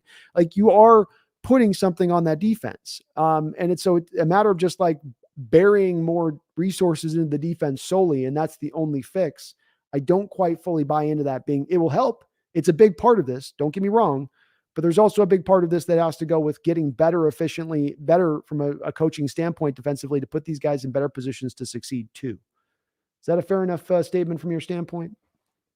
Yeah, absolutely. I've made videos about this in the past, not just this year, but previous years. Like the investment in the defense was there. I had that one offseason where you bring in guys like you spend not huge amounts of money, but you spend non-trivial money on guys like Benson Mayowa, Quentin Dunbar. You've spent that third round pick on Shaq Griffin. You spent a fourth round pick on Trey Flowers. You spend all that investment at safety with Jamal Adams and Quandre Diggs. And at that point, I think, Tedrick Thompson was involved. And then Lano Hill. Yeah, Lano Hill, Bobby Wagner, KJ Wright. And it's like, where's the ROI here? So, yeah. Yeah, it's the Kevin, the part where people I think are forgetting at times who just say specifically, well, we just have to add the talent. They're forgetting Carroll's had a couple times to turn this defense over, a couple of times to make adjustments. Hell, he's had 3 different defensive coordinators come through in the last few years just to try to get a new hand on deck to give him the ideas that he needs. So it's not simply that. And you're right to point out to the ROI with it, where if they're going to dump those assets, you better get the returns out of it. And if you're not getting the returns, then it can't be simply that we got to go get more assets into that side of the ball, because it becomes diminishing returns and you're not touching on the true problem at hand. You're not addressing what needs to be really fixed at that point, which hopefully they're trying to do this offseason, Brendon, to some degree. And it's not just looking at it from a talent standpoint. I truly do hope so. We'll see on that point, though. That's one of my big worries for us going forward as far as the team goes, is defensively we just remain kind of stagnant from our schematic approach of things. Kevin, thank you for the $5 donation, though, man. Appreciate you. Byron D with another $2 donation. Thank you, Byron. Says, so when are you all coaching the Hawks? Well, we're all signed up to go on with the new ownership group. So you guys don't know this, but we've secretly been in contact with Ballmer. And he's got us all chartered to have a front office position as soon as he buys the Hawks over. So Brandon and I both have same titles, undetermined yet. But we're being brought in the fold at that point. So I'm going to hope when I get fired after 3 days, I still get paid I still get the fully guaranteed contract. That's right. That's a we're package deal on it. And we know how the turnover rate goes with front offices. So we're insisting on fully guaranteed deals. If you're going to get us off I'm going to be like Cliff Kingsbury. I'm going to get fired and just jump on a boat to where'd he go? Thailand? That's right. Yeah. That's going to be me. Exactly. Retainer.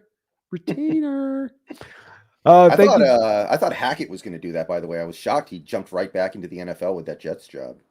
I am too. I guess, though, it's probably a thing in the NFL, like players, if you sit out a year, if you're out a year as a coach, it can probably be like, it gets harder and harder to get back into it at that point, or your reputation diminishes that much more, especially if you have like a bitter taste in your mouth from a bad situation and you're trying to get yourself back turned around from your that standpoint of things. I could see that pushing that just a little bit on that. But Byron D, we could all hope one day. I think me and Brendan would more prefer the front office stuff than the coaching stuff. Coaching stuff might get a little much for us on that, but hey, we're here. We're here, Seahawks. Whenever you need, man, we're here. Just call upon us anytime. Well, let's look here. So I think we've gotten through pretty much all the free agents. I guess let's talk last couple ones here. Yeah. Penny Hart's a restricted free agent, so I won't include him on there. He's not listed through. I mean, he should easily fall through to the practice squad, right? Like, right. Bingo. That's what I want to do. Just let him fall through. Yeah, agreed. But I don't see any others of major name here. Daryl Johnson was whatever for us. I don't know if they bring him back or not really at the end of the day there. Did you have anybody else on your list that stood out? Which long snapper do you want to keep? Tyler Ott or Carson Tinker? I'm an odd guy, but it's like that old, vampire battle between remember the two sides on that, Twilight series, Oh, the werewolves and the Yeah, but vampires. it was like Jake against Bill or whatever the stupid, Teen Oh, Heartthrob yeah, games were. yeah, So okay. so, Oh, you know, Edward and Jacob. yeah, so you're either Edward or Jacob, so you're either a tinker or you're not, and it's a ferocious fight going on amongst the fan base right now, Brendan. I can attest to this between the Ott and the tinker people. It's pretty vicious. They're not pulling any punches. I'll say that. Okay, how about Tease Tabor? Tease Tabor was an interesting guy when you found kind of the mix between him and Jonathan Abram, where Jonathan could be the run stuffer, and then you came in and passing downs. You brought in Tease to do the safety pass stuff. But I think like Jonathan, you just go maybe practice squad, but I think probably he just ends up, fringe NFL guy. I do think it's worth spending a couple minutes on what tender to put on Mike Jackson and Ryan Neal. So Well, let's start with Mike Jackson. What was his original draft? Fifth round. I would put a 5th round tender on him. I think that's pretty easy to do that at that point. Because it'd be great to get a 5th rounder back. You've got a log jam at the position as it stands right now anyway. And to have one of these guys that you move for value at this point, especially a guy like him who then would be on the final year of his rookie deal after this season. So some of what I'm informed by at times, this is like why I would like to move Noah Fant, or maybe even consider Shelby Harris moving, is you go a year ahead of stuff. You don't react to stuff a year late, but get a year out ahead of things in that respect of things. So if he goes for, next year, nothing, or I get a 5th round tender now, if a team's willing to sign him, then let's pull that. That's an instant 5th. That ain't a compensatory 5th. That's a 5th in this year's draft. And so, I would do it all day. How about you? Yeah, that's kind of how I feel too. It's not a huge loss. He's just a corner in a sea of corners that Pete always pumps out. So I'm either way we win. If somebody wants to give us a 5th rounder for him, I feel like that's fine too. Yeah, that'd be great. 3 5th rounders. And there always seems like these interesting guys in the 5th round, doesn't it? There's always that's right where the talent starts to fall into 6th and 7th, where it gets really like, you're on a wing and a prayer hoping anything's going to be good from this. But 5th round, you can still find some stuff in the 5th that's kind of juicy a little bit. All right. So Ryan Neal, it depends on what site you go to. Some sites have him as a UFA, but Field Goals posted this article that said he's an RFA. And I believe that is the case, but I'm not sure. Admittedly, I'm not 100% sure. And everything I've researched has been conflicting this offseason. Well, let's attack it from both sides then. Okay. So if he is restricted, he was undrafted. So right of first refusal is just that. There's no draft pick compensation. Okay. So, okay. And then, okay. That's not good. That's not great. Right. So there's not really so that's kind of like, what is even if you did the restricted tag on him, right, Brendan? Because the restricted tag is going to go back to I guess you could do the 2nd round tender or something, right? So that's kind of what I'm thinking. 4.31. I'll do it. Would you do a 3rd round? You can't do 3rd round. There is no 3rd round tender. No 3rd round tenders because it's not the round. Yes, I'd go 2nd round then. If that's in the opening to do, then that's the easy peasy one to do. That gives you the insurance from Jamal. And right now, Brendan, we need insurance for Jamal, and we need to set ourselves up in the draft not to have to be forced to take a safety with the one in the first 4 picks because of the desperation of that situation. If it was that way, and as much as it would leave us in a bad situation, if somebody wanted to give us a 2nd round pick for Ryan Neal, yes, please. Amen. Like, hey, and look, that might sound crazy to some people out there, but he's coming off not just a merely decent season, not a good season.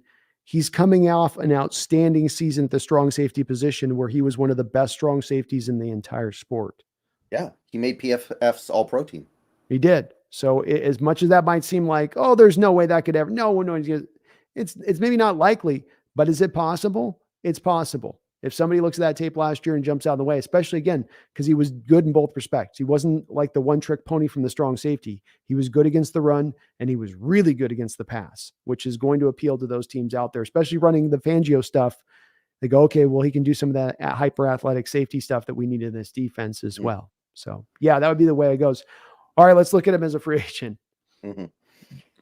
Okay, real quick. Spotrac's projection, Hmm. they basically gave him the contract that the Cardinals tried to give Cuba Gooding Jr.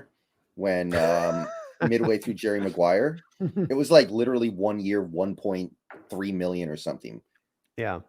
So that can't be right. No, that's not. He would get more than that in the open market. I've always thought the like a 3-year, $18 million if he's just a true free agent. That to me feels right. Gets Yeah, 7 or 8 guaranteed and goes from there. You I know. agree. I think that sounds about right to me too. Yeah. Which I might want to move that deal at that point. Brandon, you answer it first. I just don't think you can. Like Yeah. I want to, but I don't think we can. So I think that's a case where unless you're going to cut Jamal post June 1st, you can't do it. That's the only way you could do it at that point. Yes. So it's restricted or bust, or it's Jamal cut and resign. Mhm. That is your only real pathway because you are paying more into the safety position than any other team in the NFL as it stands next year by I think probably Brendan a wide margin. It's like second place, I don't think is tremendously close to us. And then you're going to top on top of that a $6 million on average per year deal on top of that cost. It's Yeah. not feasible. It's just not Mhm. feasible. But restricted, second round, $4 million 1 year deal. You could Sure. definitely make that. You could make that work. So Yeah. but this is again, you just brought up a good point. If they were to sign Neal to a contract extension, I think that we would know that the then forthcoming move would then be Adams to be then post June 1st designated as a release at that point. Mhm. One would come in tandem with the All other. right. How about the contact lens, Tony Jones? Tony Jones. Tony Jones. He was okay. Nothing special. We could do Mhm. better. Even as a practice squad guy, I'd want to try to get a little bit more juice on practice squad than him. He didn't strike Yeah. me as he ran hard, but not tremendously quick, not tremendously fast. Just Yeah. not a lot of talent there necessarily, pure talent. Yeah. I think we've kind of gotten down to the vet men or else guys. Um, I guess real quick, we could do our exclusive rights free agents because that's Okay. just a super binary yes or no. Yeah. Godwin Igwebuike 1.01 million. Yes or Yes. no? Mhm. Oh yes. John Radigan 940,000. 100%. Mhm. Cody Thompson 870,000. Team seems higher on Cody Thompson than I am. Are Mm. are you feeling Cody? Well, the thing is, anybody you don't sign could just fall through the practice squad. A guy like Cody Yeah. Thompson, you'd end up paying him like what, $250,000 on the practice squad. I would just do that. Yeah. Cody's good. Let him slide on through. Oh, and here's the good one: Miles Adams, 870K.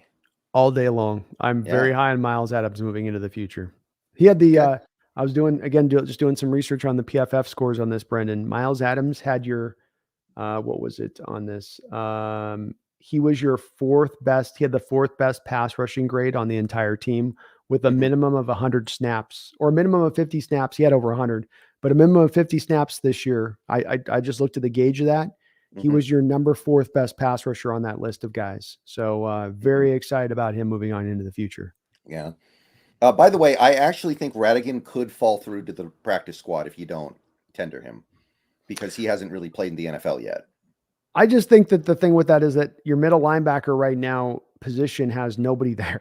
You True. have active roster is empty, and especially with Barton being a free agent. So it's not as much as I think real highly of him. It's just I think you're going to need some more bodies in there, and he seems to have pretty good ability on special teams. Like he's another one of those guys that can do that stuff pretty well. It seems like so. I'd probably say he ends up active roster right from the jump, just because how it is. Yeah, and now we are truly down to the guys like Cullen Gillespie, Oh, which that dynamo. yeah, Laquan Treadwell, um, Yeah. Bruce Irvin.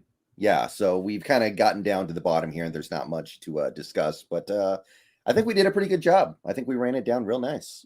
I did too.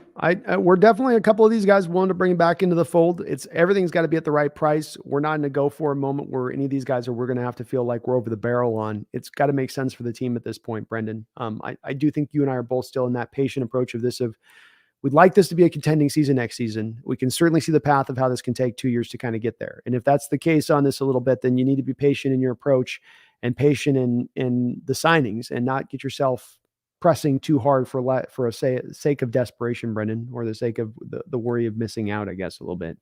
on some of these guys, but didn't have a lot of, we didn't spend a lot of money on that, man. We were pretty frugal. You and I we're pretty, we're pinching some pennies here because we're looking to go big, I think, free agency, aren't we? We're going to be doing a Yeah, free agent show. and also we're just aware of the fact. I mean, whatever contract Gino gets from whatever team he gets will probably be more money than all of our other free agents combined. Oh, by a wide margin, I would say. Yeah, By a wide margin. like even if you include Myers, the contract he just got, it might still be the case. Yeah, 100%.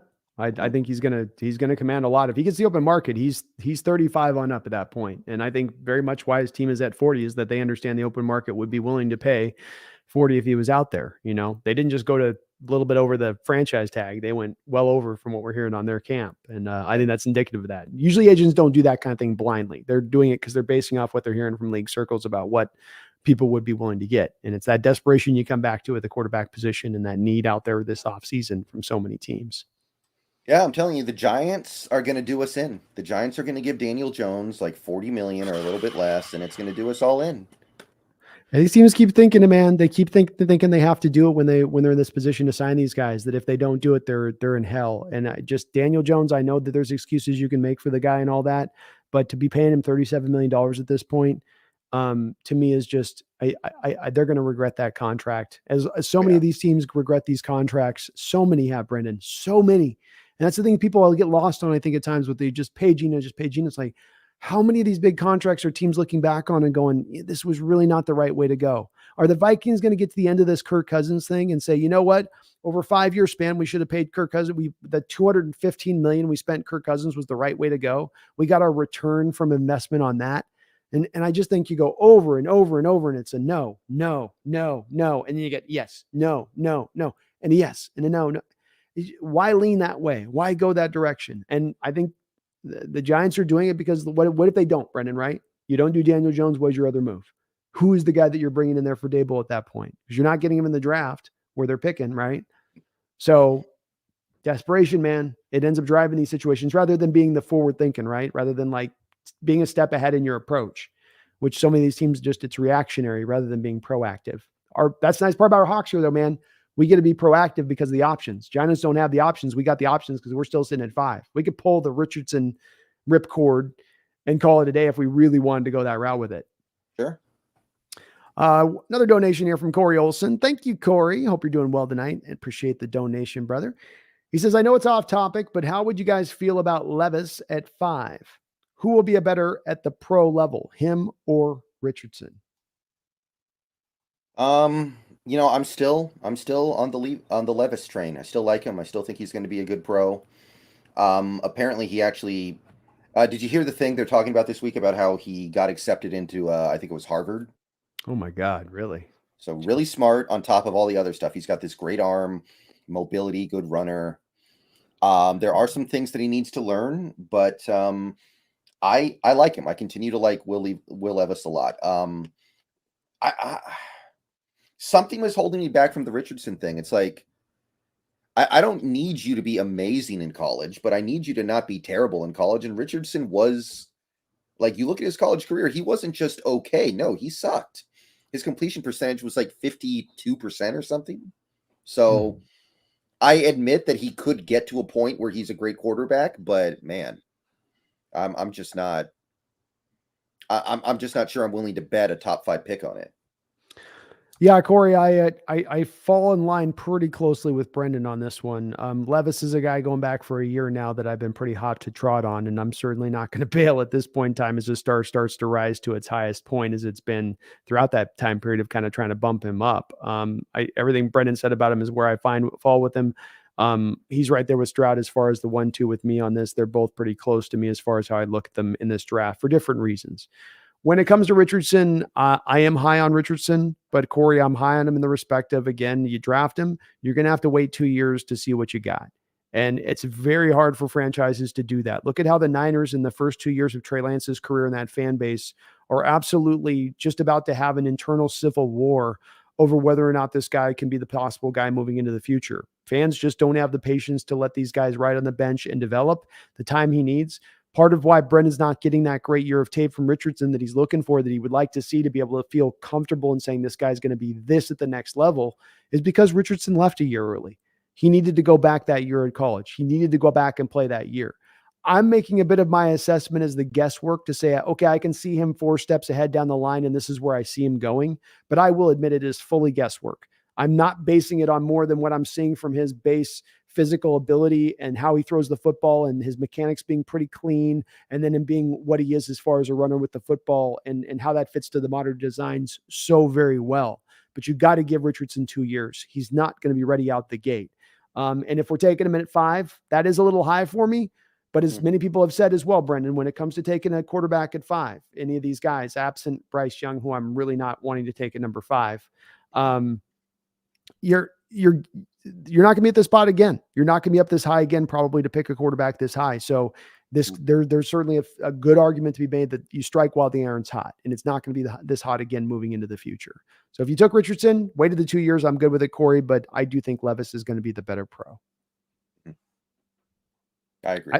Richardson's the most talented, though.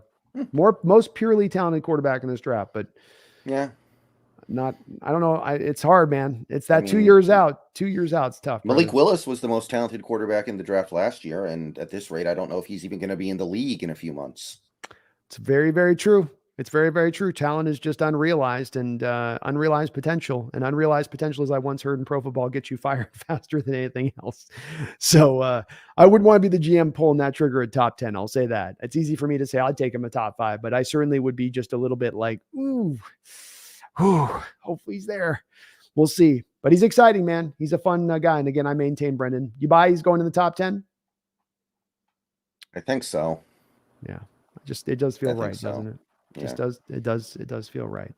Well, we got through all of the donations. Thank you to everybody as far as all the donations tonight. As always, you guys are very, very kind. Do me this favor, if you guys could, for me right now, hit that like button and also subscribe if you're not subscribed here to the channel at the Hawks Nest. I would really appreciate it. As well, head on over to Seahawks Brendon Nelson's channel here on YouTube. Do a quick search there. You can find him popping right up. Get subscribed to his channel as well. We go back and forth throughout this off season. This week we're on my channel here on Thursday. Next Thursday we'll be on his channel, and going back vice versa until we get to next season. We'll be back to doing the 2 shows in one. So keep tuning over on both sides of our channel here. You got anything coming down the pike video wise, Brendan?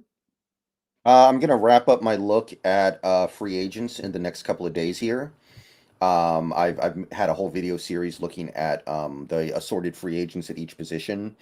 And then after that, I'm actually going to go a little dormant potentially for about a week, maybe take like a week off until we start to see like the franchise tag stuff start to happen, until we start to see like open tampering open up. Some of the pro days are coming up, I think, in March.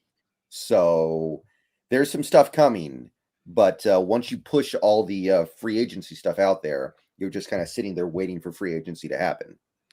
Very much so. Very, very much so. And Brendan and I will be going kind of forward, looking a little bit more closely at free agency and going through some of this as far as when we do these shows, kind of going in the next couple of weeks on these as well. Chad Hard finishing us up very, very nicely. Chad, thank you for all the donos, man, and appreciate the $5 donation here. He says the Lions and Cowboys play on Thanksgiving. The Seahawks should be the night game. Start a new tradition. It makes perfect sense. Go Hawks. I do like having the Seahawks play on Thanksgiving. I got to admit that. Hasn't happened a lot though, has it? I think we've only got a few times. I think a couple times. Yeah, last time was the 49ers game. So that was now 9 years ago. 9 years, jeez. Oh my God, yes, you're right. Time flies. Time does fly. Yeah, I'm not against it, but I kind of like the rotation they have right now. Although, seems like that third Thanksgiving game is usually not very good because they have to schedule it so far ahead of time. It seems like usually it's not a very good game for whatever that's worth. Yeah, it doesn't seem to be that way. I also love how the Cowboys just always get to play on Thanksgiving just because. And I think the Lions too. I know it's tradition and all that stuff, but it's sort of silly to me that they're just given those games all the time, no matter what. But I'd be for it, Chad.